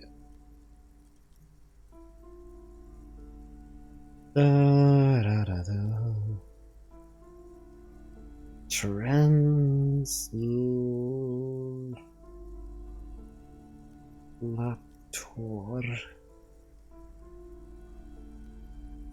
Got the picture. Hang on. Let's see. Is it Greek or not?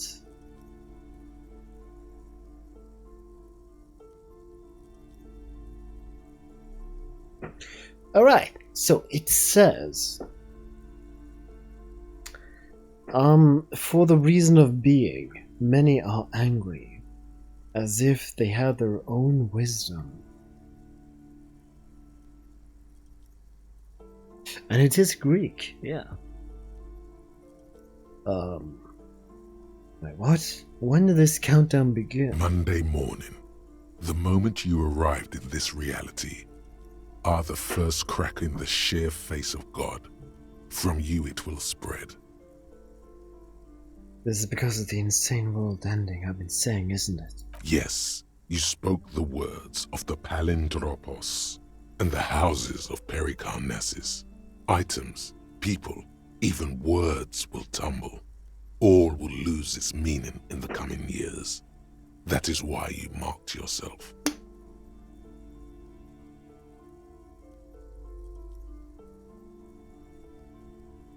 Am I sure it's not a joke? Or some kind of coping mechanism? It's totally also a coping mechanism.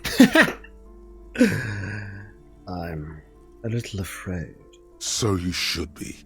The world island crumbles at your feet, and in the far plain, Palindropos. Palindropos. Perhaps, just a thought, this has something to do with the hangover. No! Revelation! It is the end times! I do think the world might end soon. The face of the woman fractures. There will be herd killing. We all become vapor. Cop with the apocalypse. You woke up in a hotel room. Hang on, should I do like a... Let me like a doom twist on this, alright? Right. You wake up in a hotel room and started rambling about the end of the world. It is not your normal everyday doom crying approach. Sorry, I fucked up. It is not your normal everyday doom crying either. Something truly colossal is approaching. The gloaming, the culling, the bloodletting of unimaginable purposing. Until now, you have been pleasantly vague about the precise nature of this cataclysm. No more. Put the bloodletting on the burner and really figure out what's threatening the fragile physical reality you found yourself in. Yeah, I mean, that's basically Doom, isn't it?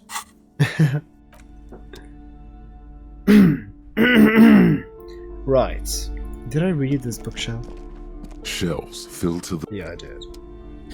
Right. Okay. Fuck. Hang on. Shit. There's so many things I have to do. There's... I gotta make a jump somewhere.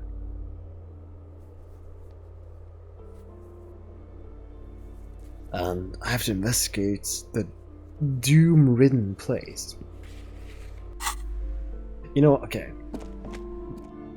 Let's try to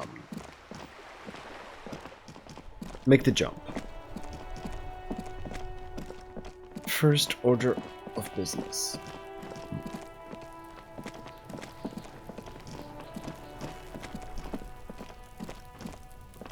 We go.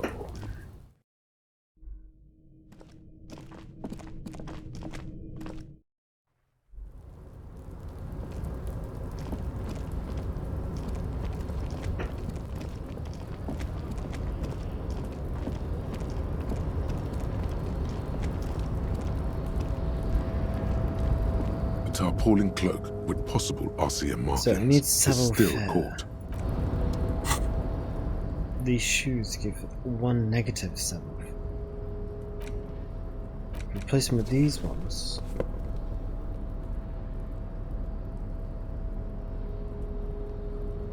Anything else? Give negative to Savoy Fair. These pants.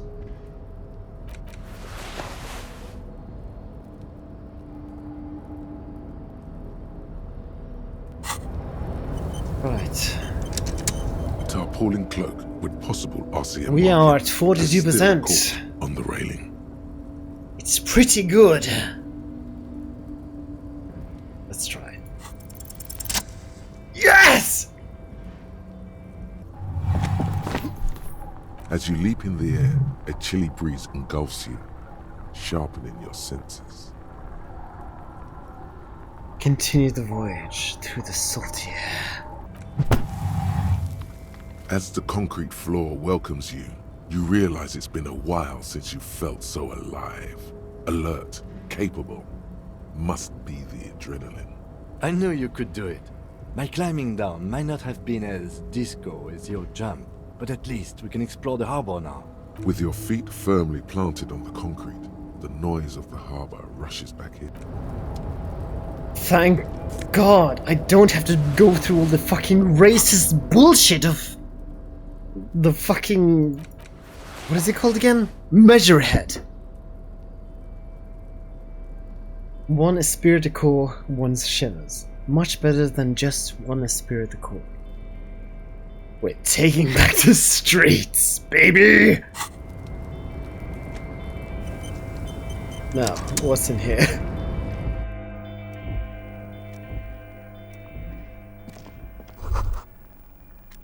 A giant aspirin. A giant aspirant on the pillow. Someone is habitually chilling in this next radio. Fuck. What the fuck was that? Am I having a stroke? Do I smell toast? Hang on. Lolly lulelo. Okay. I'm good. Oh, another book.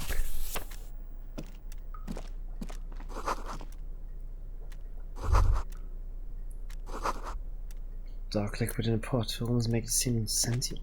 On second glance, someone has forgotten to properly close one of the drawers. It's unfortunate for the Union to just leave their paperwork lying around like this. Let's see what's inside, he Let's thinks. open it. The drawer opens smoothly.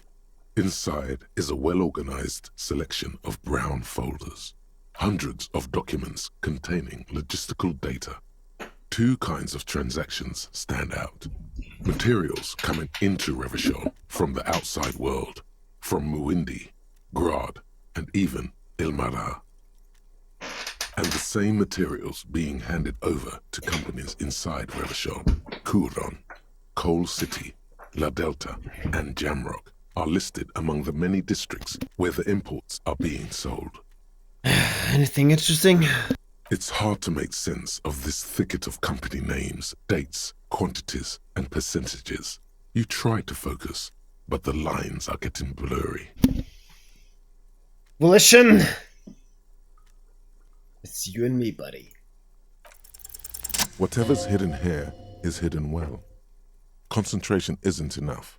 Only a trained accountant with a background in logistics would be able to really make sense of it. However, there is a little handwritten note stuck on the side of the drawer. Let's take a look at the notes. It appears to be a to-do list written in large, uneven capital letters. Remember, Leo, Everard's shoes, special whirling borscht, water Everard's plants, sweep office floor, more banners. All items on the list have been crossed out and the note itself is crumpled. Look, Kim! A to-do note with a list of errands for Everard. Everard Clare, probably. The head of the Debarders Union. One of his aides must have left it. Nothing incriminating here. Let's take another look. Remember, Leo, all Okay. items It's on the the list same. have been the drawer slide.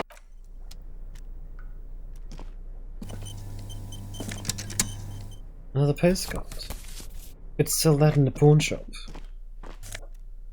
Magnesium. And... neat office shades. Wonderful. Kim! Yes? What What do about the you want to case? Now that we've inspected the scene, I want to know more about this pissing competition you mentioned. What's there to say? It's just stupidity. What kind of stupidity? The cop kind. Our precincts can't decide if Martinez is part of Jamrock or the Industrial Harbor. Yours or mine, as if we somehow own parts of the city. Typical street gang mentality. So we've let the Union make a mockery of law enforcement here. And now it's come to its natural conclusion. Ah, so this is a struggle over who runs Martinez. Well, sort of. It's less a matter of who gets to police Martinez than who has to. It's an orphan district, in other words. I think the dispatch desk just told both our stations about the hanging. There was quite the brouhaha at the 57th, I can tell you that. Time to settle it, they said. Cop off. But I assure you, I am not their finest or toughest with 102 cases solved. What I am is least interested in a pissing competition. 102 So cases. he volunteered to represent the 57th, but not out of competitiveness. On the contrary.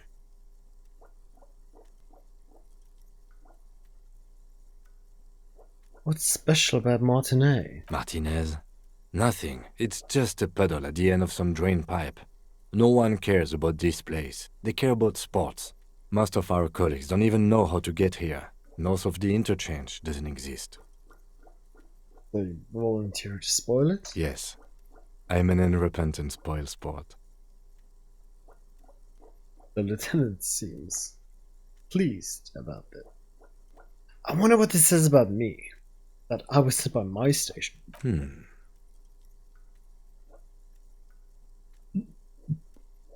Sorry. He raises an eyebrow, thinking it's best to let you make the next move.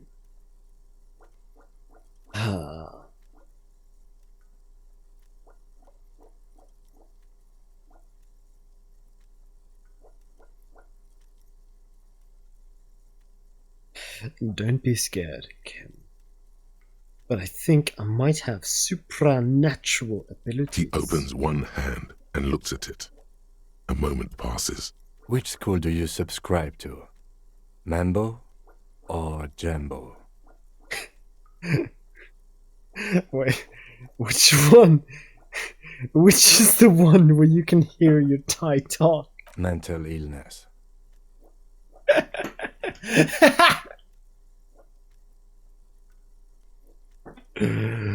I have that. So, the 41st Precinct sent you because you are the most mentally ill out of all the officers at your station?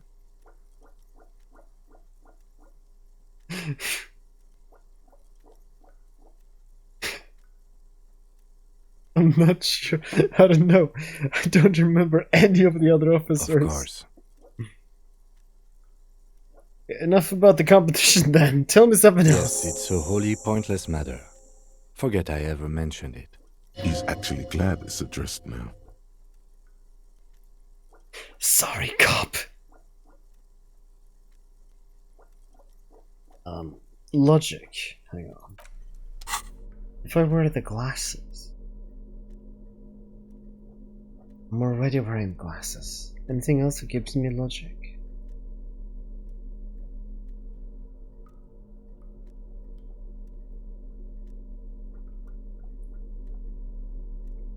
Anything that removes logic?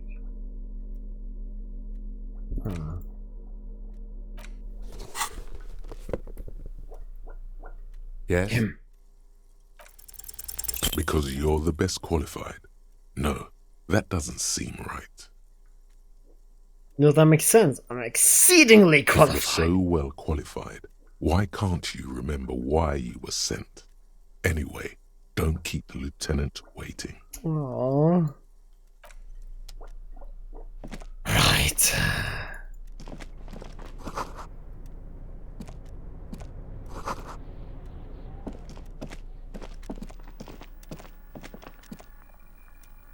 How do I, An imposing combination of a punch clock and a payphone is looking down at you from the wall. A note on the side says, "Tokens unavailable due to strike. Use change." I'll give you The 10 machine cents. swallows your coin and seems to be waiting for your next move. It's done a random number. Your fingers run over the dial What the pad. fuck? 005. That's the dialing code for Revachol. 4952, and a moment of hesitation before entering the final numbers. 993. Calling. Calling. Still calling. Then, Calling to the night. Video Revachol, 24-hour video rental. We rent 8 and 10mm film for home use. This is Lemmy. How may I help you? Hi, Lemmy. the voice of a youngster on the other end sounds as Sorry, I knocked enthusiastic you as off. that of a man walking towards the gallows. What is this place? Video Revachol is a 24-hour video rental. We rent 8 and 10mm film for home use. This is Lemmy. You know me? No. What is this place to me? Sir, I don't know. It's a video rental. Maybe you rent videos here. Why'd I call you? Maybe you called to extend your rental period? Do you need to extend your rental period?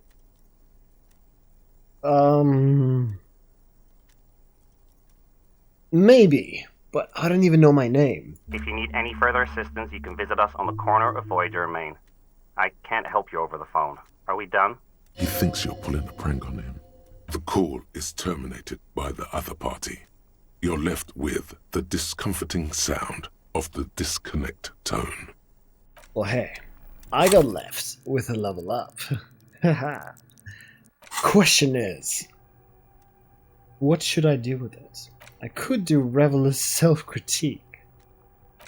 Could do White Morning, or I could do Cop of the Apocalypse. Which is very tempting, because I get the ramblings of a madman.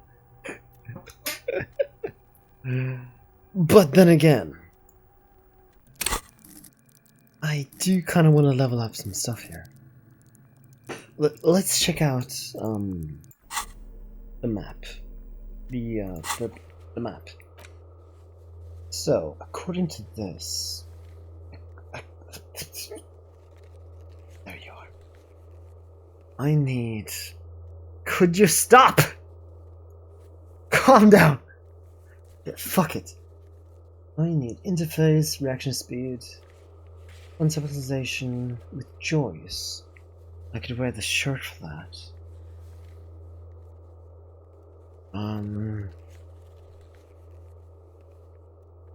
Empathy. Yeah. I'm just gonna level up conceptualization. Isn't what you always level up this, isn't it? Right. Concepts.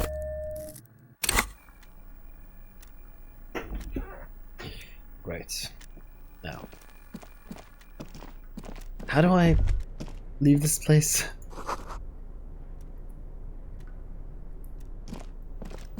I think I came from... Ah, there we go.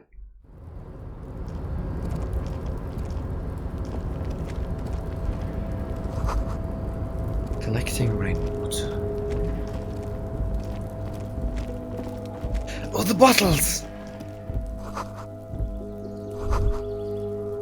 Snow is quietly covering the numerous wine bottles and cigarette butts on the ground.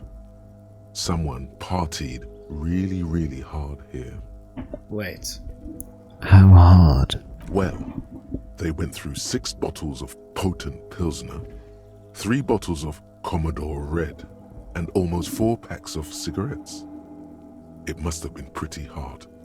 Did I do it? Well, yes, I think we can say with relative confidence that it was you.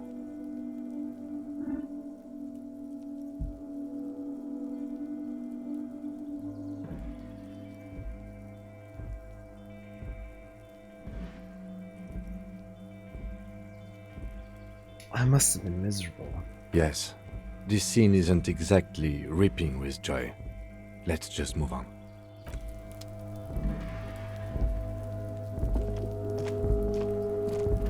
This is the night watchman's booth. The name on the door reads, René Arnaud. I'm gonna take a quick look inside. If you must.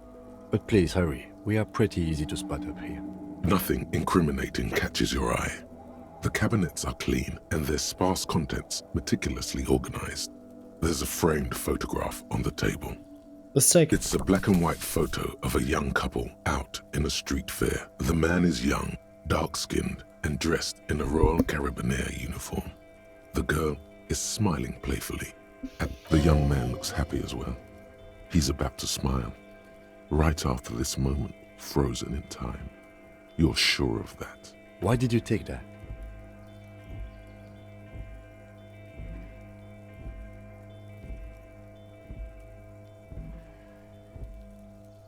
Something about this man piques my interest. I think this can be a side thing. Fine, but let's move. I don't want to be seen snooping around here. Very well, Kim.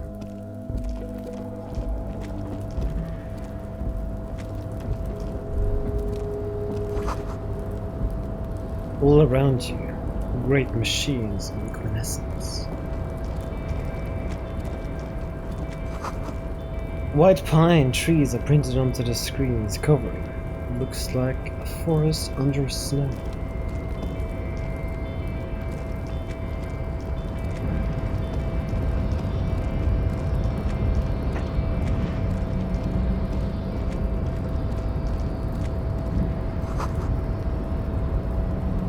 Kvalsund.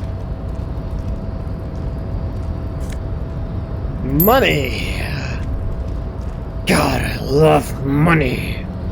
Kvalsund means wellfield in Arden. I mean, Kvalsund. That's Scandinavian.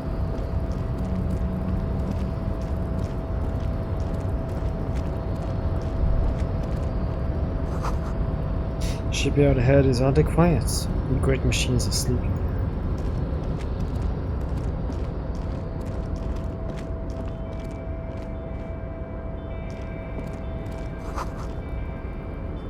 Industrial Zeiss thermos. Smells like burnt coffee.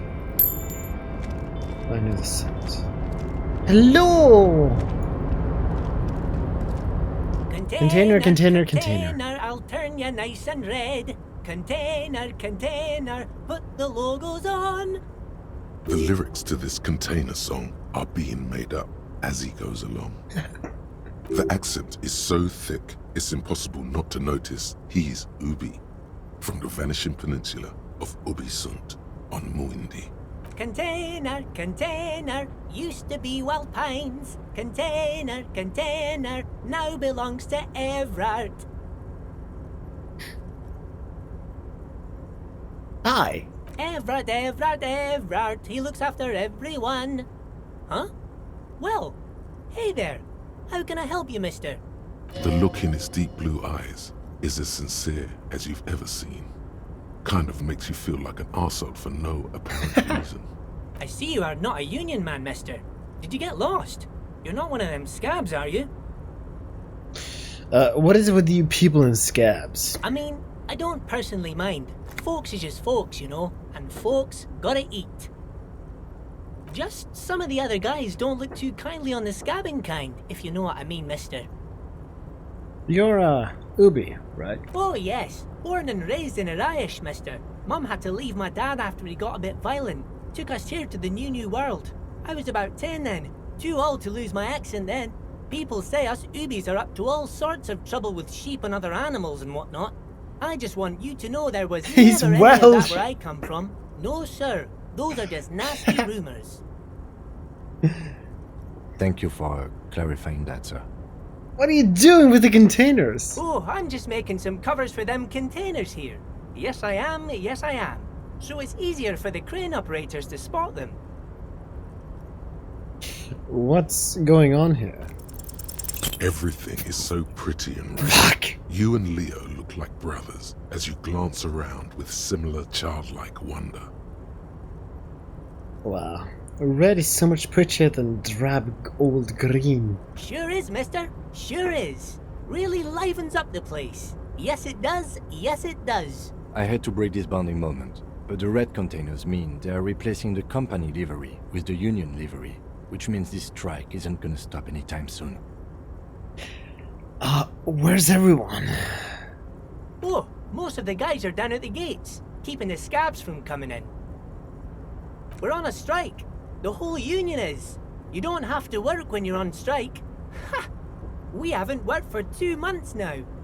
So no one is working? Not everyone is down there, of course. Mr. Everard is in his office, where he always is. And Jean-Luc is guarding the gate. But Titus and his boys got into some drunken trouble and Everard sent them on a nice vacation. For a week or so. What kind of trouble did this Titus and his friends get into? Oh, I'm not really supposed to talk about that. That's union business. Him and his boys stirred up something in town. Probably drank too much and got into a fight or something. I heard Mr. Everett telling them to take some time off. Titus has just been elevated to main suspect. Don't go all bad cop on this simple, friendly fellow.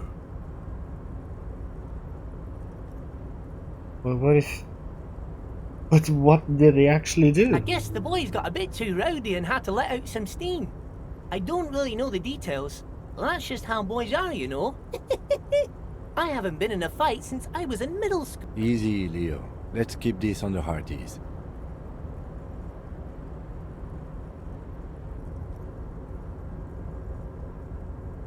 Okay, Leo, let's hear some about the fight I you got remember into. I was the runt of the class. The bigger boys always used to pick on me. You see, I had a bit of a temper back in the day.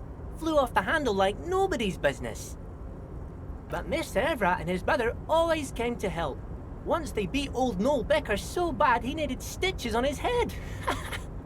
Noel never started another fight with anyone after this. Mr. Everett and Mr. Edgar are real nice guys, mister.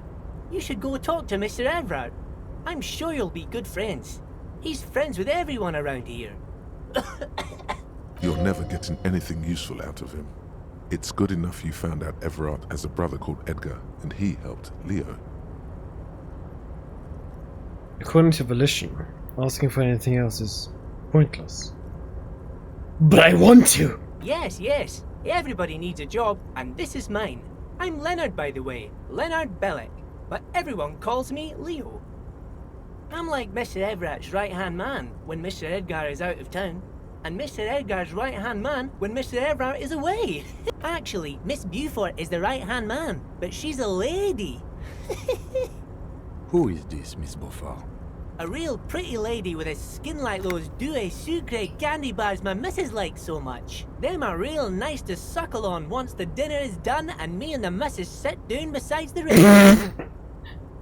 Alright, easy Leo, calm down. But I can't listen to the radio all the time. There's so much to do around here and I'm always busy keeping things running here. Yes, I am. Stay on this Miss Beaufort topic.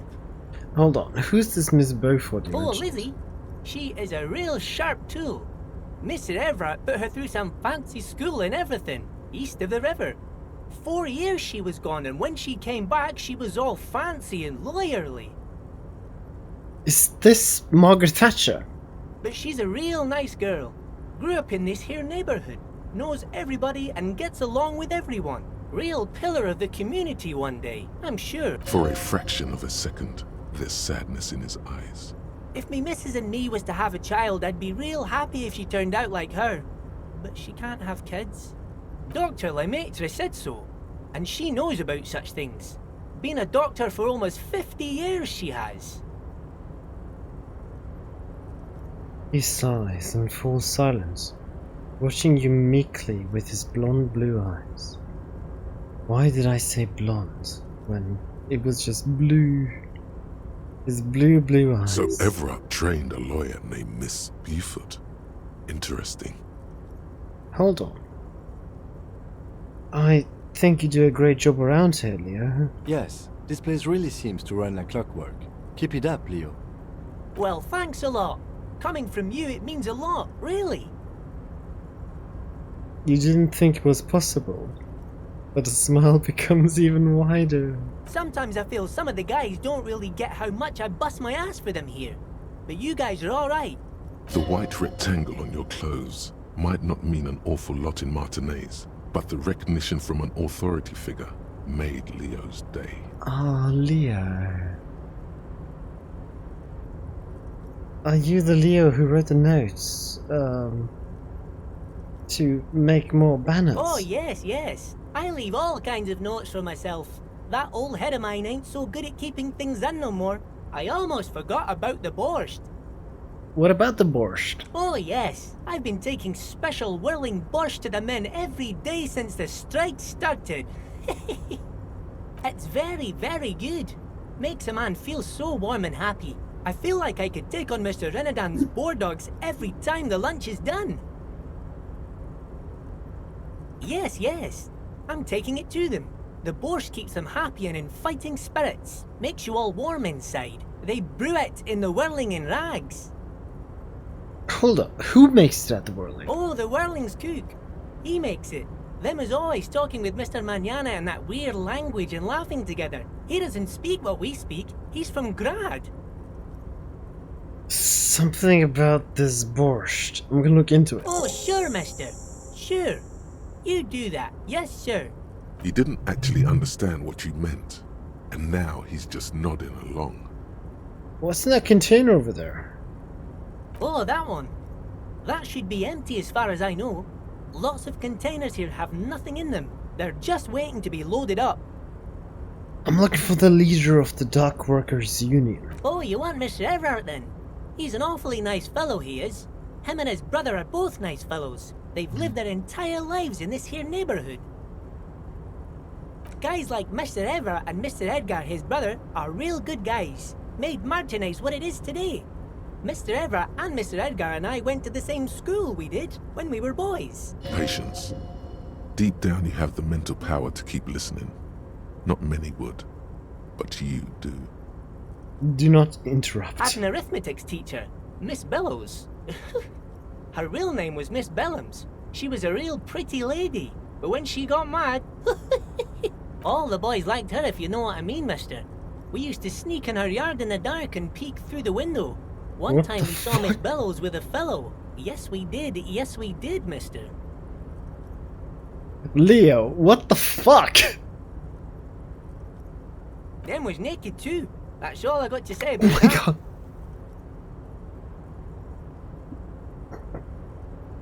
Yeah, very interesting, very interesting. Thanks for telling me the whole thing. Thank you. Almost forgot.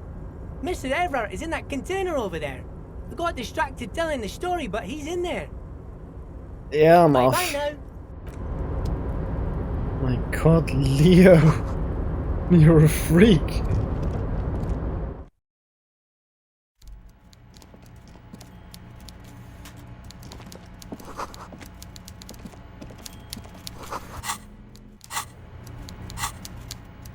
Right.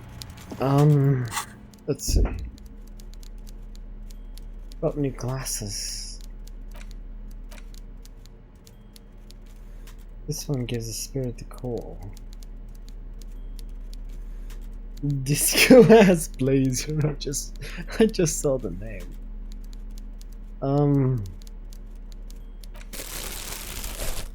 No, I think I want that one.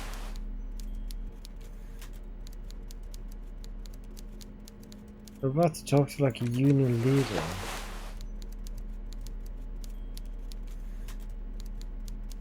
I think I want drama.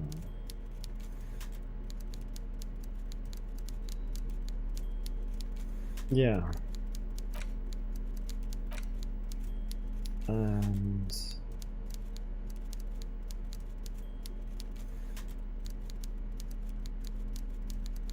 I do think I want authority. So let's. Ooh, what's this? A taxidermy fish. Hello, Evart. Before you is a walrus of a man seated behind a large desk. He looks up from his work, not the least bit surprised to see you. With great effort, he straightens himself up in his chair, yet says nothing. He simply stares at you. A typical power play. Wait for him to speak first. Show him you've got a backbone. Say nothing. Look him dead in the eye. The one good eye of this man fills you up without even flickering. The other, his lazy eye, is constantly moving like a goldfish in a tank. Grotesquely magnified by his +6 glasses. For a moment, you don't know where to look. It is unbearably humid in the trailer. Beads of sweat slide down the man's forehead. Keep staring! At first, nothing happens. His face wears a wide and self-satisfied smile. Every now and then, he smacks his big lips. Like a general over his maps, he plots his moves. Judging by the way he's licking his chops, it's going to be a good one. So... He sounds exactly like his portrait. Mr. Dubois, Mr. Kitsuragi, how nice that you found a moment to pay a visit to the Debardairs Union. I'm Everard Clare, head of this little operation here. Dubois? Please, have a seat. The folding chair looks like a torture device. Extremely uncomfortable. You go ahead, detective. Whatever he has in store for you, it can't be good, he thinks. I'll do my best. Forget about that. What's with this Dubois stuff? You're getting some seriously bad vibes from that name. Why call me Dubois? Please, Mr. Dubois, let us converse in a civilized manner, as equals. Take a seat. I insist. It's nothing. Yes, that's probably right. It's nothing. Forget about it. Filter it out. He's trying to throw you off your game with this Dubois nonsense. Don't give him the pleasure. I don't sit. It's my kind of thing. Very well, Mr. Dubois. I respect a man with strong convictions. I, too, have convictions. One of which is that I will not engage with any man who won't face me at eye level. Should you find yourself more amenable in the future, I'd gladly resume our conversation. But until then, I'm afraid I must ask you to leave. Don't give up, but don't leave either. You're going to have this conversation on your terms. You just need to remain headstrong. Okay, Volition. I'll remain standing and not go anywhere. Everard starts whistling a little worker song. He really is trying to ignore you, or will you out of existence. Stand strong. The lieutenant stands right next to you, not showing any signs of impatience or boredom. I see you are an extremely stubborn man, Mr. Dubois. That ain't necessarily a bad thing. You did it. This might help against whatever comes next. Yes! So tell me, how can the head of the Debarders Union help a representative of the Revachol Citizens Militia today? Oh, by the way, I heard you got a rather rude reception from a certain Lawrence Gart. Some people have no manners, it pains me to say. Hey, me and Gart are on good terms right now. This Don't you should dare. take care of that nonsense. He points to a giant novelty check on his desk. It's absolutely comically huge. It should be sufficient to cover your expenses for a few days and patch over your differences with a cafeteria manager. Go ahead, take it. Wow, that's 25 real. That's good money. You need it. You know Gart? Yes, I know Lawrence. He's a real character. No union man in him. A real piece of work, that boy is. With a grin, he points to the checker game. It's like you're on a game show. At least don't thank him for it.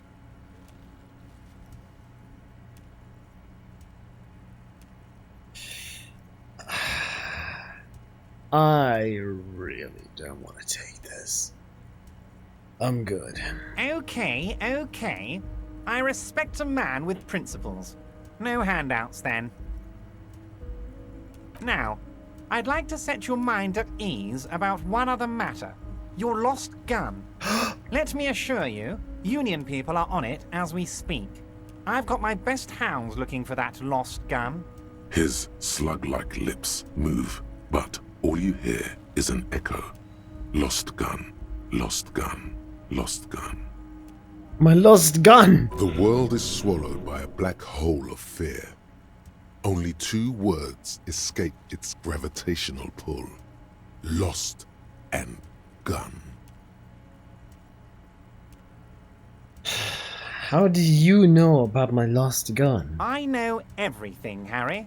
Right now, I know that you're worried. Don't be worried. Everything's going to be all right. It's not like you left it loaded. You didn't lose a loaded gun. Local children aren't out there playing with it right now, pointing it into their own mouths. It's in a safe place. I just know it. I have a feeling everything's going to be all right. Yeah. If I know my own gun, if it were loaded, it would be pointed against my own mouth. Don't you worry, Everard. Oh fuck. It was loaded. There were 2 bullets in it. You always keep at least 2 barrels loaded. Don't panic! God, Fuck! you're sweating. Your knee is jerking. You're about to cry, aren't you? You're about to cry because you lost your gun and those children are gonna shoot themselves with it. No, I'm not. I'm about to cry. Mr. Dubois, you don't look so good. What is this, Mr. Dubois? He keeps Oh my repeating. god, my morale. What is he trying to pull here? You need to... Mr. Dubois! Mr. Dubois! Harry!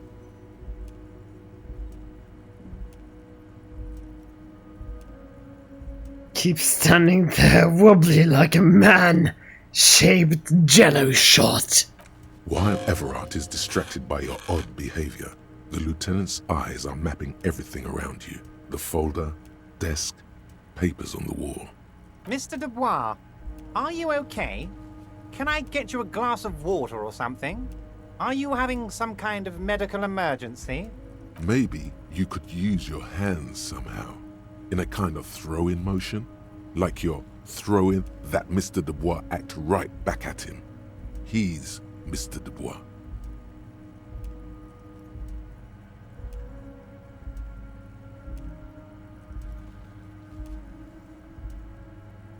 Oh yeah, man, I'm fucking great! Don't be dramatic. I can see your condition isn't terminal. What an odd demonstration of... you got me, Harry. I don't even know what. As entertaining as it was, I'm afraid we're wasting our time. And I'm an extremely busy man, as I'm sure you are too. Okay, enough. We are here to ask you some questions pertaining to a murder investigation. Quick, here's your window. Get yourself together. It is about time to stop embarrassing yourself. Questions will help you regain some of your lost dignity. Okay, questions. You called me Mr. Dubois. Why? Of course. Let us dispatch with the formalities. You call me Everard, I call you Harry. That's what the hanged corpse called you. Harry. So that's really my name. My God, so it's true. I didn't want to believe it, but you are a fantastic science fiction amnesiac cop, aren't you? What are the odds of that? I think the odds of that are very low.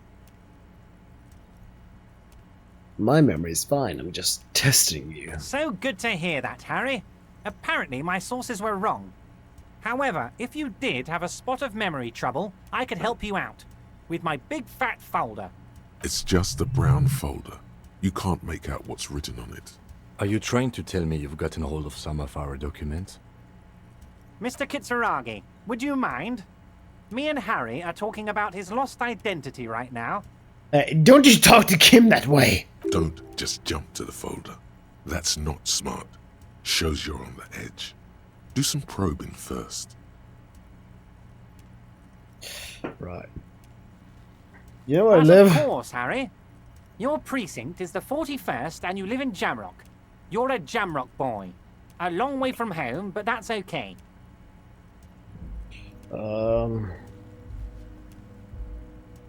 What's my full name? It's Harry. Harry Dubois. My name is Harry Dubois. It's not as splendor as my previous name. You feel like a Dubois, but you don't feel like a Harry. Strange. I mean, it's not Raphael Ambrosius Cousteau. You don't feel like any of these things. You know what your name is. You have a sophisticated name, like that of a count, or a beautiful man.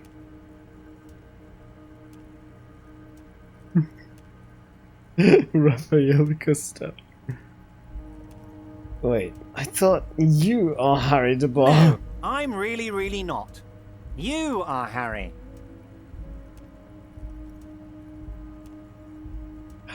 Okay, I like it. I can work with it. And I can work with you, Harry. Now, what else can I do for you? Do I have a family? Wait, no. Last time I talked about my ex-wife, I went comatose for a moment. Probably shouldn't ask that. What kind of cop does it say I Well, am? Harry, if I were to sum you up in one word, It would be apologetic. Sorry? Yes. You seem to be. A lot of the time. But right now, there's no reason to be. Let loose a little. Be you. Okay, fine. Family? Harry, you're not a family man. There's not one peep of family in here. Unless you think you're a family man. Do you strike yourself as a family man, Harry? Yeah, you're right. I don't. That's why I like you, Harry. A good man knows both his strengths and his weaknesses, and you, my friend. You are one of the all-time greats.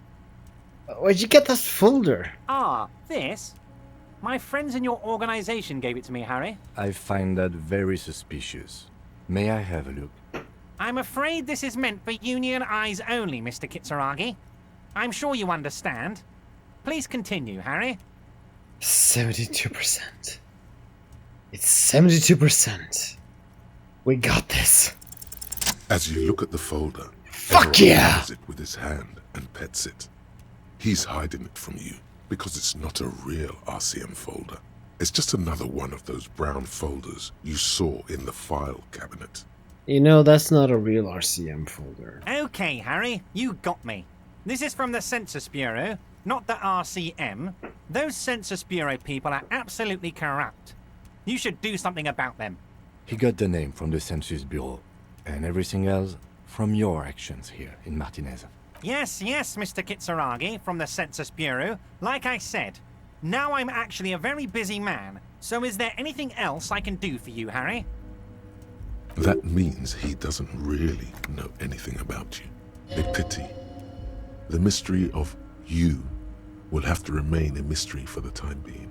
So the Census Bureau says my name is Harry Dubois. Yes, that's what I said. Try to keep up, okay? Let's move on. We have our name! Harry Dubois! Can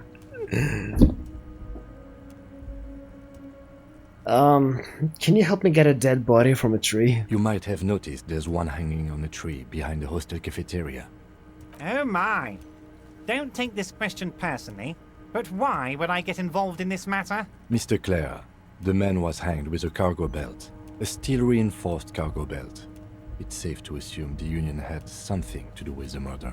Besides, getting the body down would benefit all of us. It's a stain on the neighborhood. Also, I studied the footprints at the crime scene.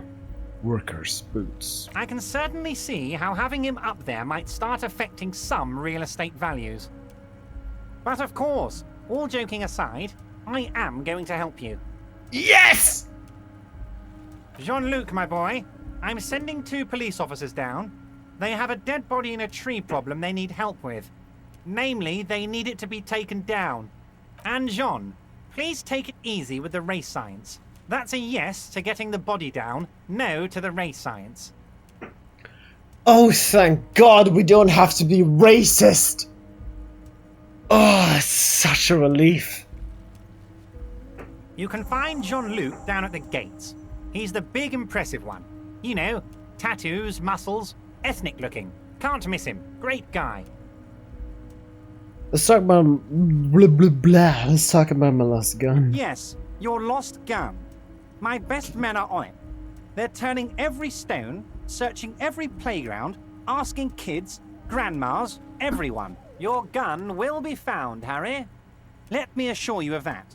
It's just a matter of time and effort. The only way to find it seems to be working with him. He might even be holding your gun hostage. Hold on, could he really hold my gun hostage? Who knows? Only one thing is certain. If you work with him, you're going to get it back. And working with him might be the only way to do it. Wait, the gun might have been bought from Roy's pawn shop. Have your men factored that in? Yes. Thank you for the hot tip regarding your lost gun, Harry. My men have indeed factored in that you pawned it. Now please, let the professionals do their job. Kick back, Harry, relax. I have great guys on this. You focus on what's important. Building our relationship for the good of Martinez. It did not come as a surprise to him. he might actually not be bullshitting.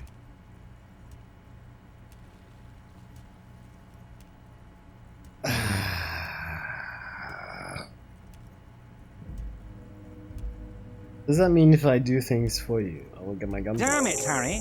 That's exactly what it means. I'm only kidding, of course. Of course. I understand. We help you, you help us. How about the hanging? Of course. That's your main thing here. That's why you're in Martinez. I know everything that goes on around here, and I would love to help you, like I'm helping you with the body and your lost gun. I mean, it's no secret that the lynching is connected to the strike.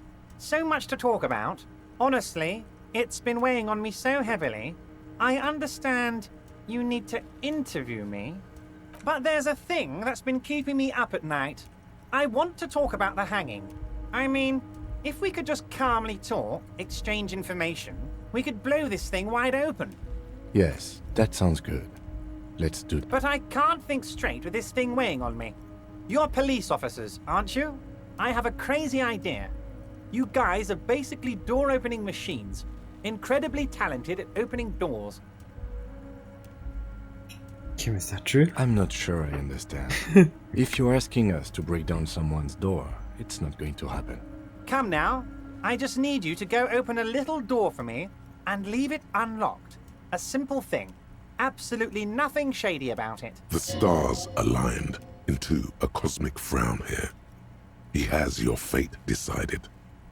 Bide your time, however, and let the stars continue their course, and that frown shall turn into a smile.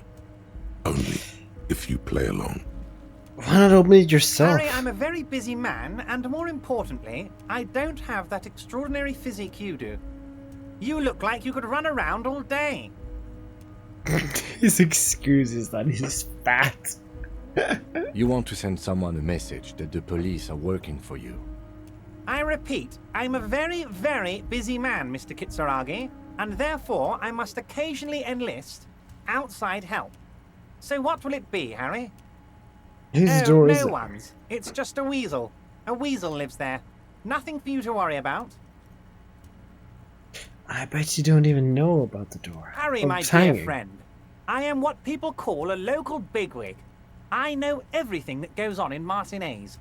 What do you mean, A weasel? loud blabbering weasel. When weasels feel no one is watching, they start acting foolishly. Just go there, unlock the door, and leave it open. It's been such a burden on me, Harry.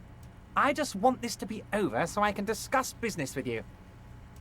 Damn, fine! I'll look into it. Fantastic, my friend. Just let me know when it's done and we can take our friendship to the next level. You can get the key from Manana. He's down by the gates. Manana's like a free agent in the Union. Special operations. Hardened socialist. A real free thinker, too. He'll tell you precisely where the door is. One last thing, Harry. Just open the door. You don't need to go in or anything. I just want that weasel to come home and see the unlocked door.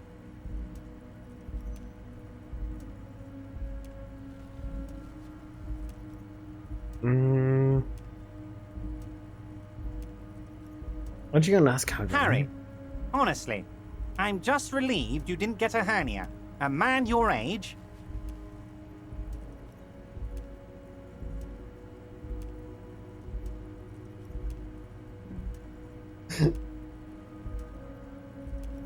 What are you implying? At the peak of my abilities! Yes, yes, Harry.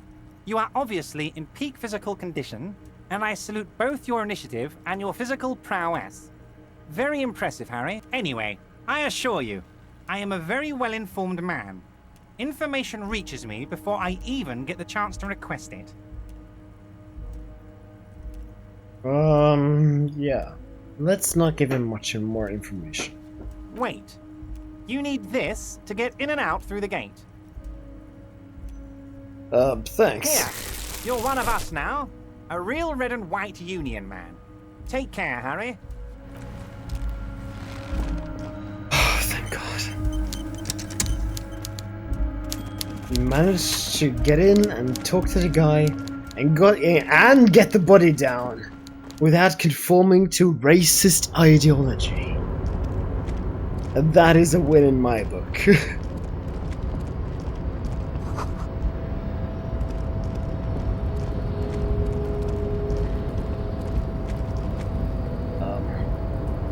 Where's the way out?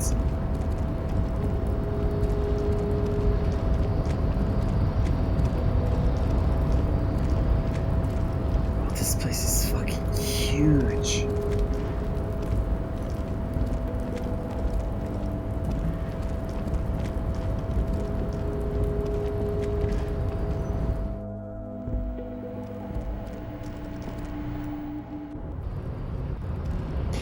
Good. Hi. So, how'd you like our harbor? Nice enough. It's but a rest area on the path leading across open plains. Right. You talk to the boss, eye to eye, like men of the plain. If you have any more questions, I'm set to talk. You got a key to the door? A key, huh? What door is this key supposed to open? Said it belonged to a weasel. Oh, say no more. I got you. I got that key right here. And let me tell you, it's mighty good of you to help us out during the strike.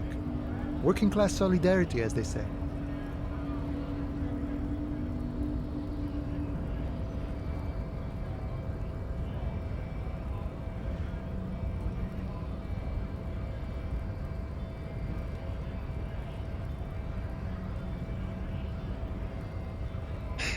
Fuck. Oh, so the none of the above type, are you? I get it, I get it. I like to keep my distance too. But it doesn't matter. It's a good thing you're doing. What you're looking for is a basement door behind the greenhouse. That's behind the whirling in rags. That's all I know. Our organization is what you call compartmentalized. Means we keep out of each other's business. Okay, but where did you get the key from? The janitor gave it to me. Nice fella. We talked about life and things that really, truly matter. None of this mess we're in. This jiving and juggling. What's it for? I'm more of a philosophical dock worker. I like to talk about the big picture stuff. Who I am, who you are, what we are fighting for. Who he is, and what they're fighting for? This is interesting. Why are you We're striking? negotiating our share. Your share? Aye. Wait, so not their wages or pensions or... This stuff, they already covered.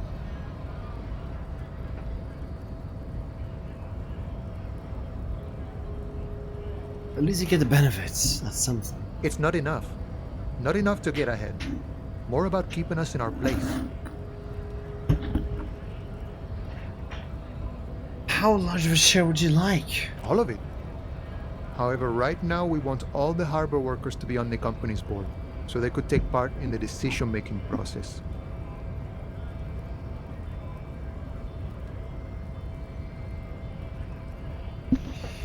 Are you a communist? No. I don't think I'm a communist.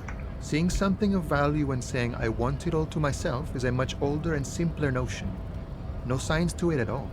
Even a weak child can think it. The only things holding someone back are I can't and I shouldn't.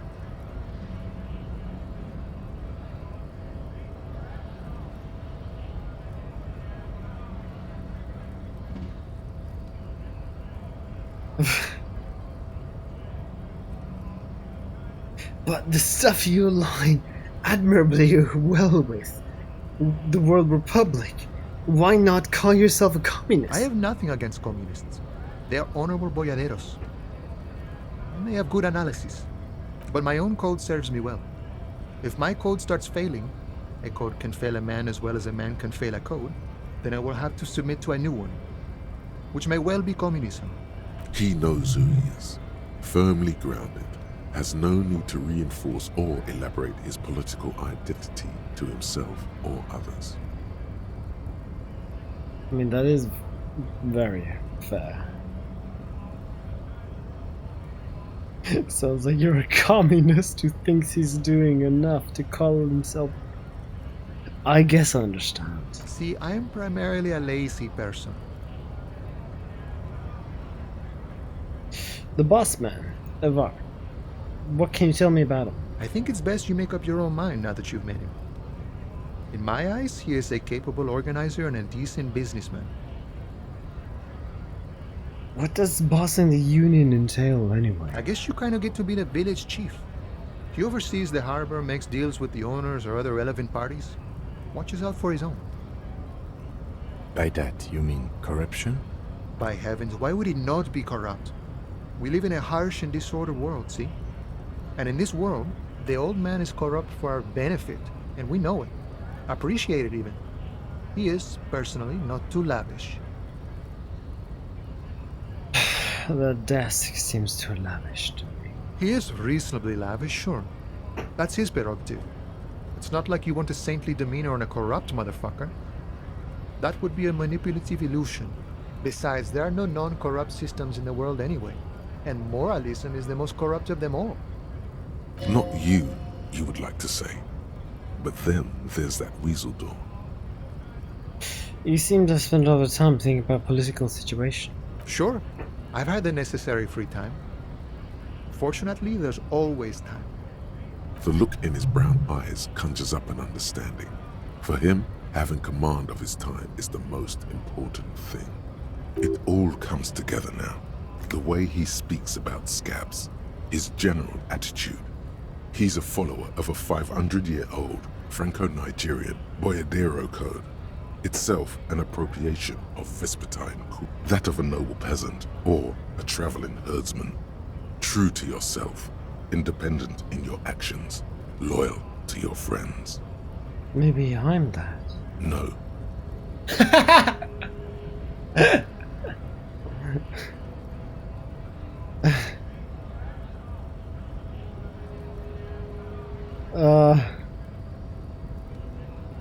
But...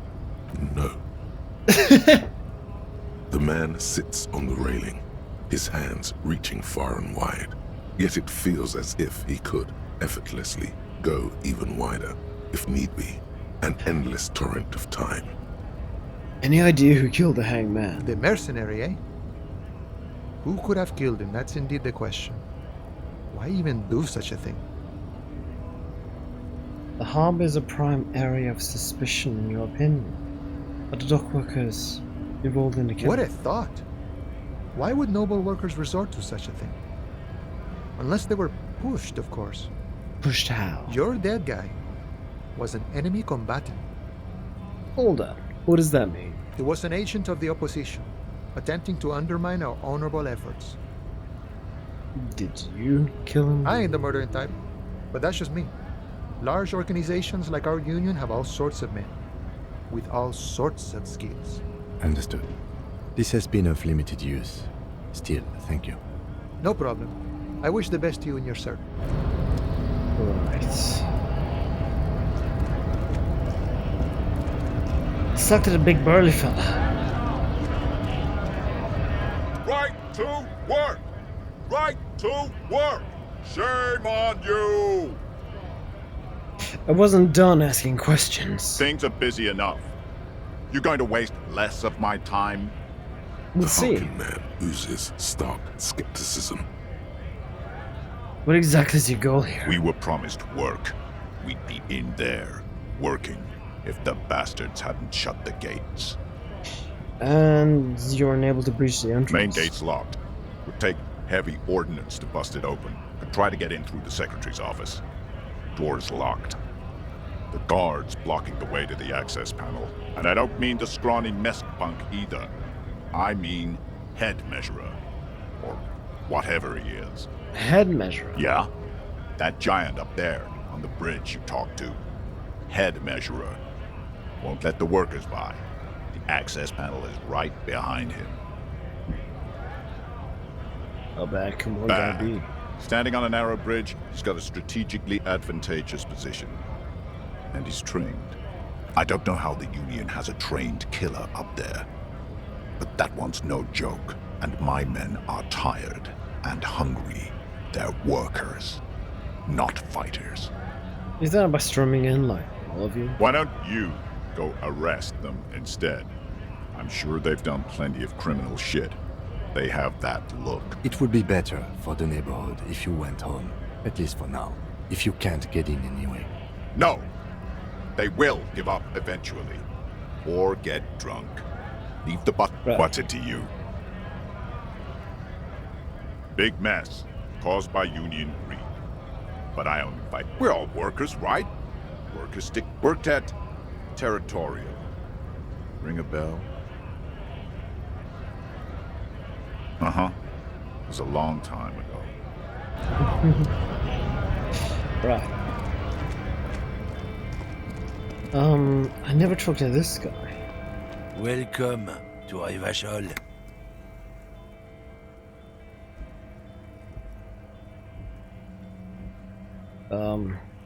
Why are you addressing my partner like that? Don't you welcome to Revachol me. My grandfather came here from a 3,000-year-old racist isolationist culture, while your ancestors came to this island a mere 300 years ago. Every school of thought and government has failed in the city, but I love it nonetheless. It belongs to me as much as it belongs to you. You tell him, Kim. It's men like you who keep Revachol divided, making it that much harder for everyone to climb out of this post-war limbo. Oh, come on, man. I just said, welcome to Revachol. It's a lorry driver thing. Said the racist lorry driver. I know exactly what you meant. You think But you see, I'm sorry. an officer of the Fuck RCM. him, I'm sorry, It's actually no. my job to make sure you behave. I would advise you to remember that. Silence. The air between them becomes tense. Your partner needs backup. Now's your moment to shine.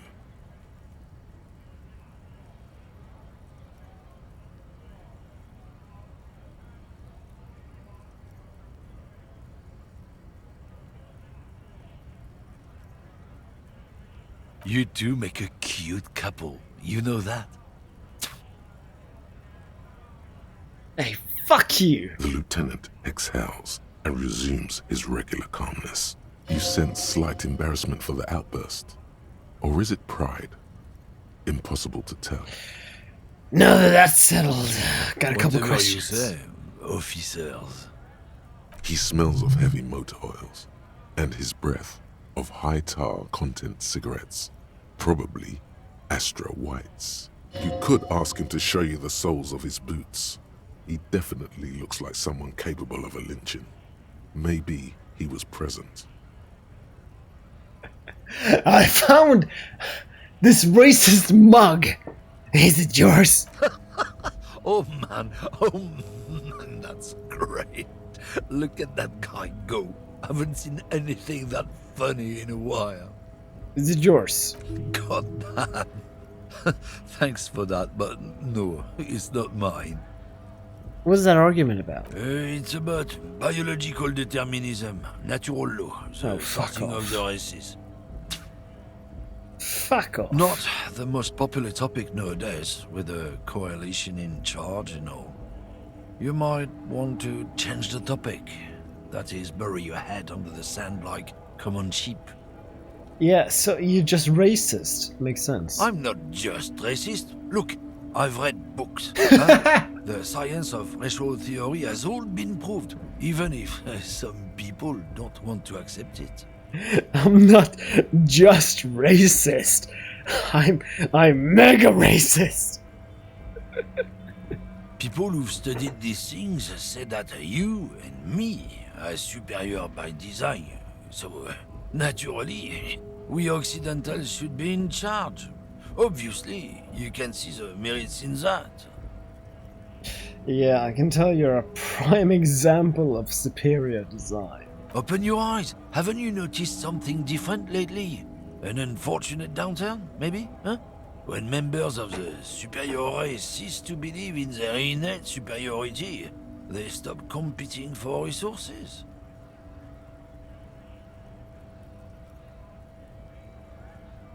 Okay, and?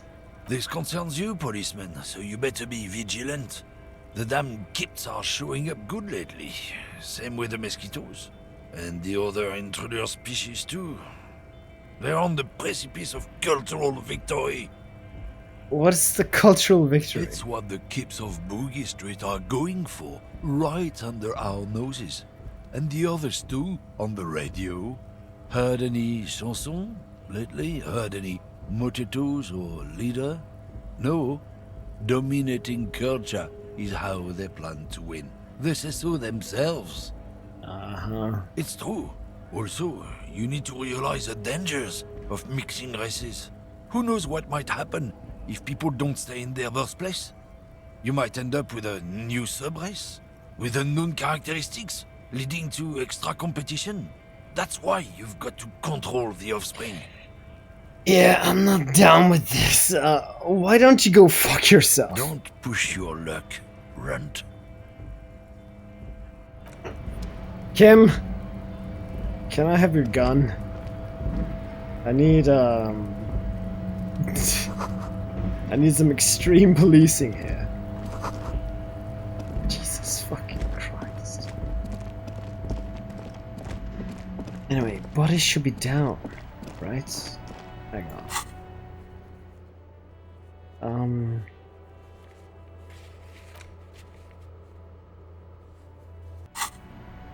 Right, Measurehead.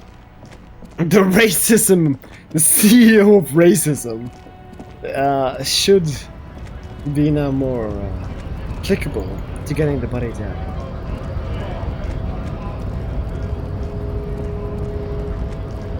Because we're not subscribing to his racist beliefs.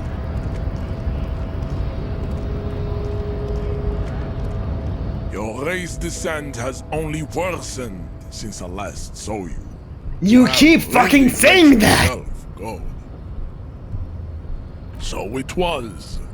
You surmounted the harbor wall in a display of athletic prowess to reach my superior. Then had him give me an order. I salute your cunning, and I will remove the body from the tree with my bare hands. You're so noble, Measurehead. But while I am gone, someone must stand guard on the bridge. That someone needs to be you. Both of you. That would mean you're openly showing the people that you're taking the Union's side. Wait, that means everyone... That means showing everyone that we're taking orders from the Union. Yes. That is precisely what it means, Homunculus. Lieutenant. This is not going to happen any other way. Lieutenant, what if we don't want to do that? This is the uncomfortable result of not taking it on ourselves. I can live with a compromise. Listen to your little friend. He is wise in his childlike way. His mysterious race may yet prove fierce competition to my heroic haplogroup.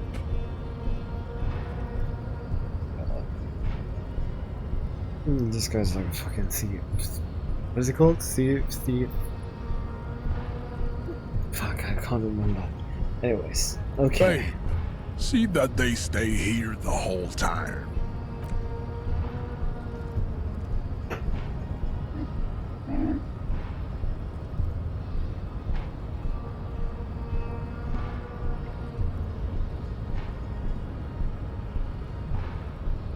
The woman's gaze follows Measurehead as he leaves. So, you guys are like cops or something? I don't want to talk to you. Why are you with Measurehead? Look at him. His craniometric perfection. Are you cops or what? Yeah, with the law around here. Cool. I like men with guns and power. I'm Katya, by the way. You hear that? That sound. He's breaking something. Yeah, Jean-Luc must be really tearing it up over there. I wish I could see it. Look at you! RCM rent-a-cops! Guarding that bridge like Everard's lapdogs! Is this where it's at now? The RCM is for sale! You didn't offer to fucking take the body down, did you? And who are you? What is your business here? Why are your clothes 4 sizes too small for you? Yes, I'm an unbelievably corrupt cop. None of your business. A shrill laughter interrupts you, echoing across Martinez. It's Kuno. Then, the man turns to look behind him at the behemoth appearing around the corner, approaching him, walking past him.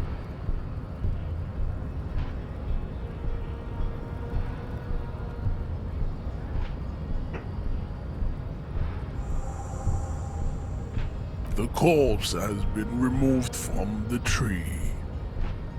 Stand down and congratulate yourself. You have sided with Ray's victory today. No side choosing. And what you had to do was to become a Union man for all to see. Let's leave. I really don't want to talk to this guy.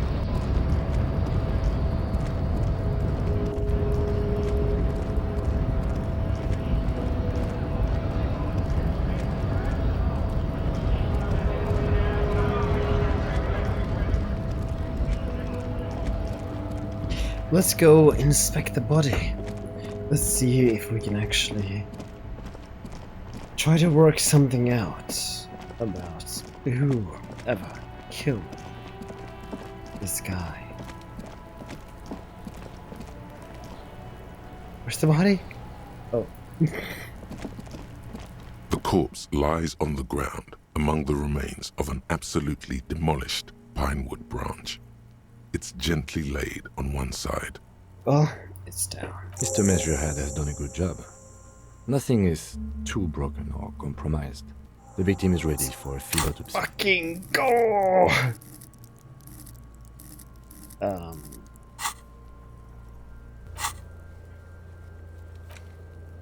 According to this, Encyclopedia, Inland Empire, Electrochemistry, Visual Calculus. Fucking hell. Conceptualization. Interface logic. I probably can't level these up. I do need more thought. Let's do that. Yeah. While we're here.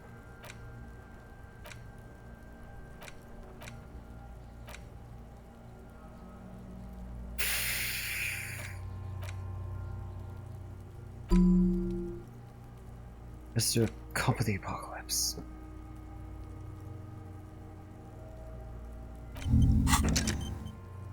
Yes. 1. Investigation of the scene. 2. Initial examination of the victim. 3. Field autopsy. 4. Transportation of the body to the morgue. We are on number 3. The fuck are they on about?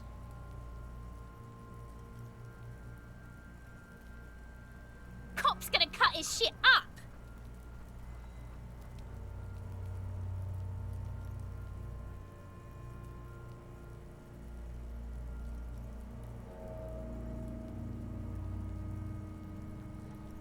The lieutenant adjusts his glasses and takes a deep breath.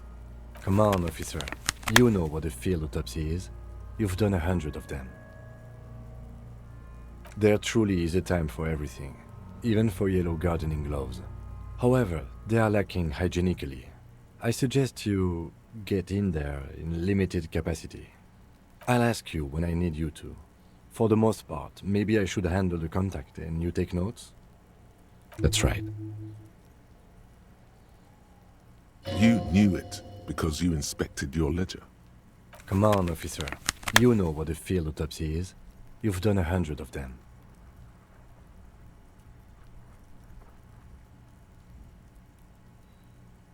There truly is a time for everything, even for yellow gardening gloves. However, they are lacking hygienically. I suggest you get in there in limited capacity.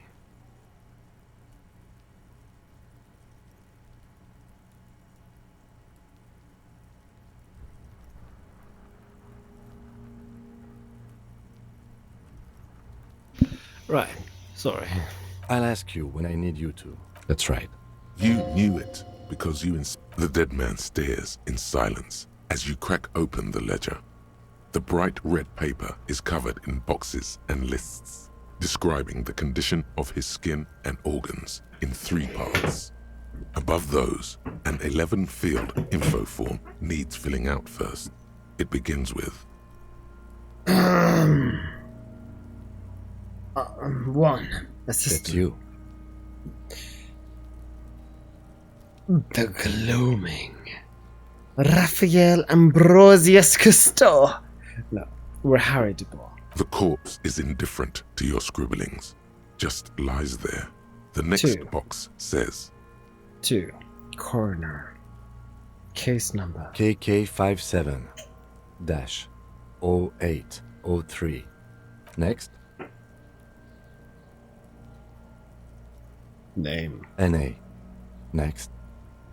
Date of birth. NA. Age. Roughly 50. The corpse looks ageless, like meat on a hook. Race. Mondial. The pudgy mess of curdled meat looks neither mondial nor anything other. Sex. Fucky! Male. Pigs can have sex! Fucky. No. Male. Nor does he look male, with his pregnant belly and indistinguishable face. Dead or death? We're still going with March 4th. 51. March 4th. What else? 9. Body identified by is non-applicable. KK57 0503 0815 listens motionless, with Evidence the cargo treatment belt still around his neck. Only 1 box remains. Yeah. None. At least not after the initial examination. A strange word. Treatment. What exactly is treatment anyways? Interfering with the body's position or wounds post-mortem. How did you not know that? Aren't you a cop? You're leaving a weak impression here. Say something sure-handed. I'm not so sure. Didn't the footprints look like he was carried over? They'd have to have incapacitated and carried him over. This man was more than a match for untrained dog walkers. Your central nervous system recognizes this gesture. It's the stations of the breath. Ecclesiastic, religious in nature, a holdout from pre-DeLorean burial rites. It takes him 2 seconds to perform. Then, somewhere in Jamrock North, a small wood shed behind Rosencrantz Row, Lieutenant Nick Feuerbach puts his hand to the chest of a small corpse, no larger than a monkey. It's raining outside, light drizzle. There is darkness in the shed. Elsewhere yet, an obese female sits in a wicker chair, her silhouette bull-like against the window. Outside, Grand Coudon. The day is turning dim for Sergeant Mac Dawson. Hand extended, he approaches, to make sure she is dead more than anything else. And so, all across Jamrock, Coal City, GRIH, 42 deceased persons found today. 42 stations of breath. We should start the post-mortem. The corpse cannot Turn the feel page. Kim's hand on his chest. It no longer meaningfully interacts with its surroundings. A thicket of boxes and lists on red copier paper tries to answer why. Summary. Well, external examination. Close. Summary. The deceased wears armored boots and white briefs. The make of the briefs is Babrodin, I think. Let's see. See, it's happening. Babrodin, yes. Inexpensive. Size M. Color white. The disappointment is palpable. The red-haired thing was expecting something more lurid. My god. The boots are ceramic, vitreous enamel, They are fused to his skin from blood flowing downward post-mortem. Removal of the boots is left for processing. It would be clever of you to omit the boots altogether, sire. If you are to keep them for yourself, as you ought to, you have deserved them more than anyone else. When am I gonna get them? Patience. After the autopsy, before the body is taken away, there will be a window of opportunity. After the lieutenant has gone to sleep. I hope this has helped you, my liege. Let's omit the boots. Tattoos. The upper torso is covered in a single, continuous tattoo, resembling a map of the night sky. It reaches from the right shoulder to the heart. The ink is blue and white. The assistant has a color photograph of the markings, to be added to the case files as document A1. The photo is taken on the scene, using a Trigat Mini. The deceased has a cargo lashing belt around his neck, tied with a hangman's knot. Color yellow. Length 3 meters. There is a buckle on the other end. Well nourished, athletically built, measuring 1.8 meters. Generally consistent with age, about 50. Preservation is good. Ambient temperature, below freezing. Body hair is light brown. Distribution is consistent with age. The deceased had male pattern baldness. Hair is combed back, short. You know, I love Kim's voice. It's so soothing, honestly. The hair under your latex fingers feels cold to touch, wet. Write it down. Short light brown, male pattern baldness. Lividity is consistent with hanging. The head is congested. Contusions are present on the head, chest, and thighs. Consistent with stones thrown post-mortem. Low velocity. Fucking low velocity? You think Kuno doesn't know what you're talking about? Velocity was fucking max. Talking Fuck off, Kuno's Kuno! velocity. In addition, there are bite marks on the face, scalp, and chest. Consistent with predation. Wait, bite marks. Write down high velocity. Ligature mark.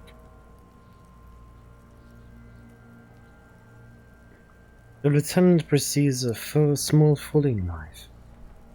Without the band pulling on the belts, he starts cutting down the polyester. The stench is horrid. After a while, it's obvious the material cannot be cut. The steel wiring. There's too much of it. We need to remove the belt so we can get to the ligature mark. You got just the right tool for that. The chain cutters. Oh yeah, I'm prepared. The hanged man lets out a joyous little bubble of rot from his nose. Good thing we got these chain cutters. Always good to think ahead. Now, we need to cut the belt to see the ligature mark below. Carefully, with as much precision as you can. See, my pig is gonna fuck his head off. No, he ain't. Your pig's a boring fuck. Yes, I'm Guinness Pig, I agree.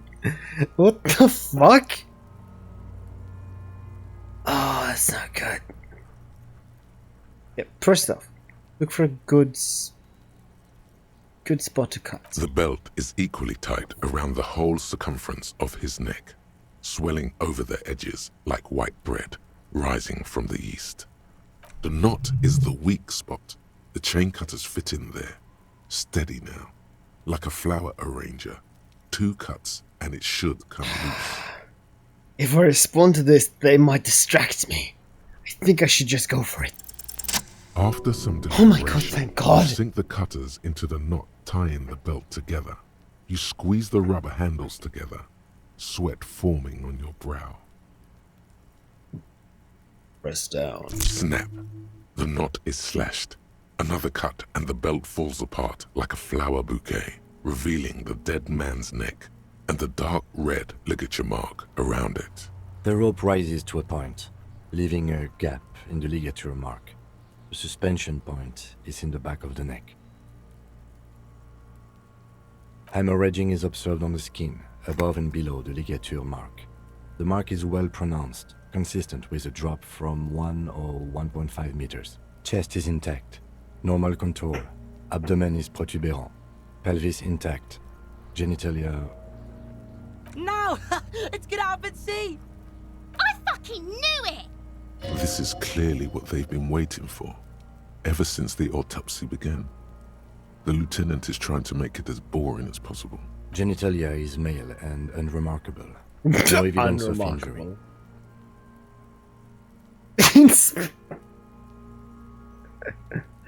No. No. Does it look like he was enjoying his moment of death? Ah yes, your hunch before. We can have a semen analysis requested from processing, if that's what you meant. Yeah. Just write down that we request an analysis. The corpse with his pants down does not have an opinion on the subject. All he has is genitals and a deathly odor. I'm not gonna inspect the genitals of a corpse that has been hanging there for a week.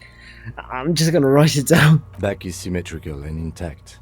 Upper and lower extremities are intact, but asymmetrical. There are combat injuries on the right hand, thigh, and hip.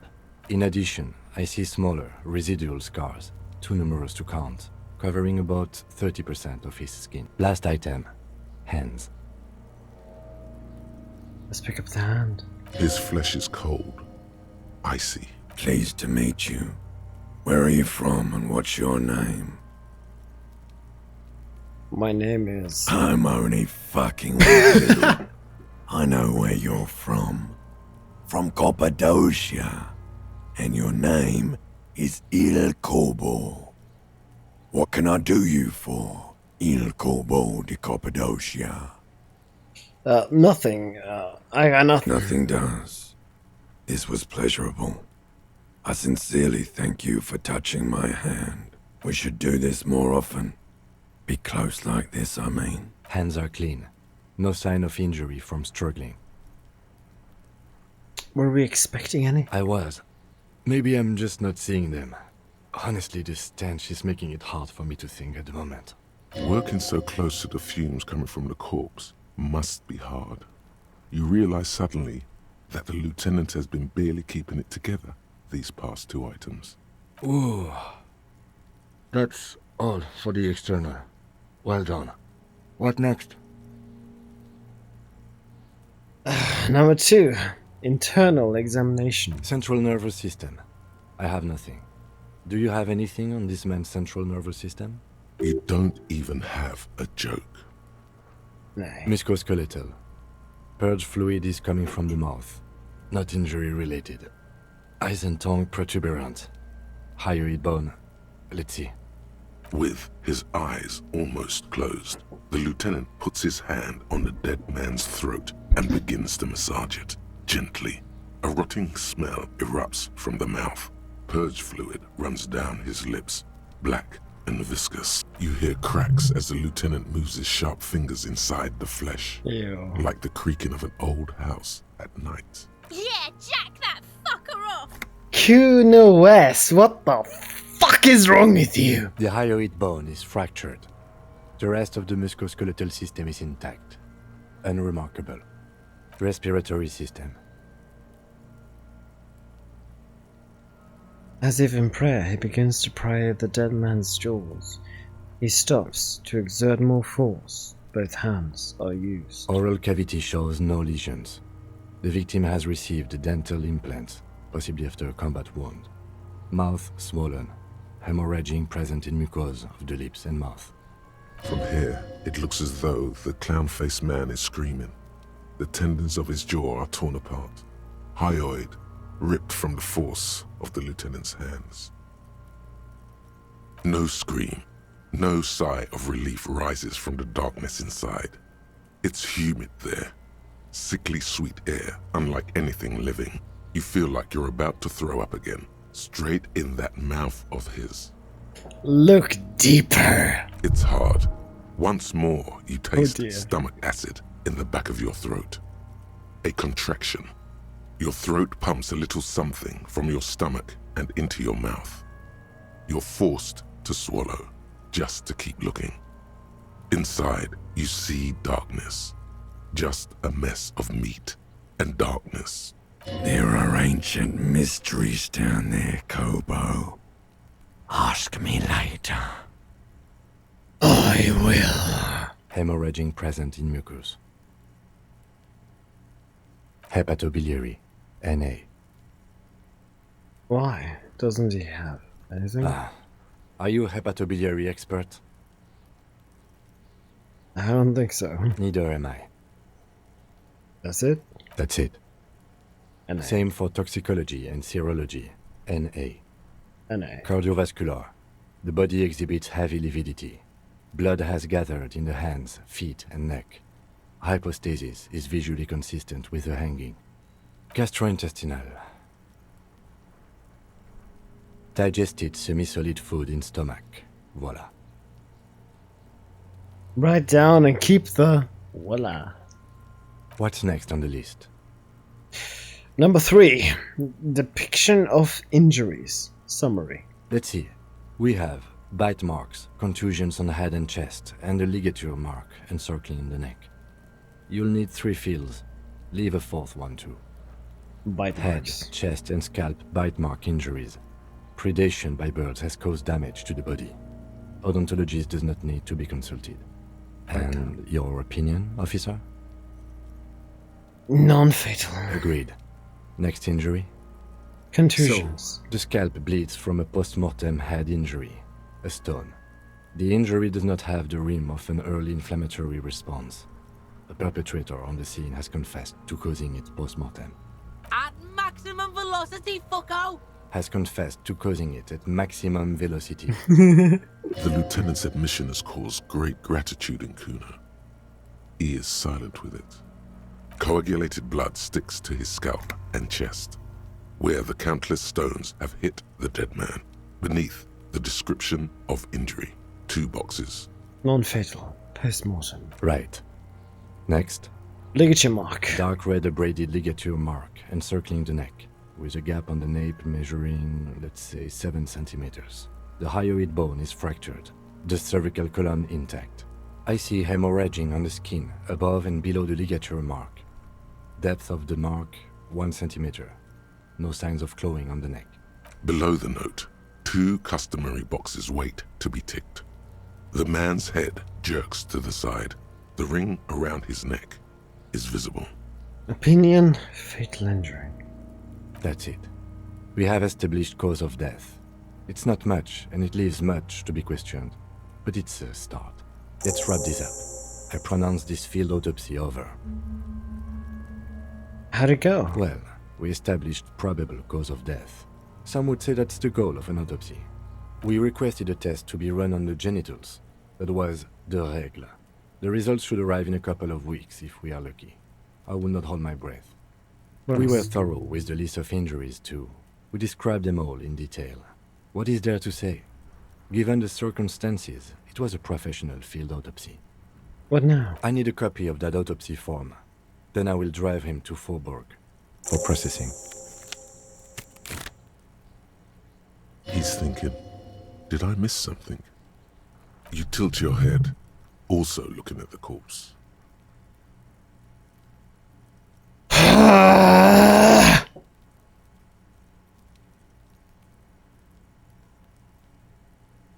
Tell me something, dead man.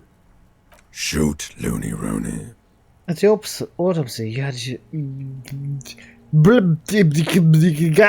Oh yes, Kobo mi Lobo. In the gift horse's mouth. Tracts and wakes and waterways. Ancient materials buried. Yeah, but nowhere. Just a small gulp away. My beloved Kobo. A small gulp away. Come back later, Kobo. Amuse yourself with my frank manners and my... Yeah.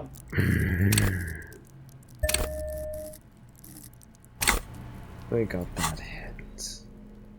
Any clothing that gives perception.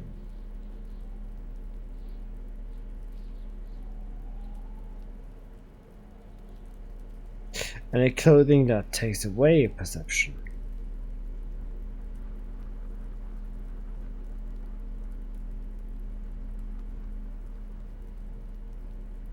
No.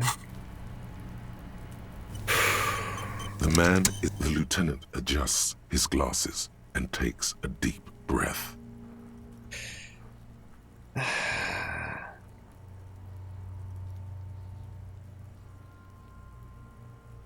Right. This is actually a good cliffhanger, isn't it? We're going to save the game right here. Because it is time. But for now, I hope you guys have enjoyed the episode. And we will continue it next time. And hopefully find out what the fuck we're gonna do next. What the fuck is about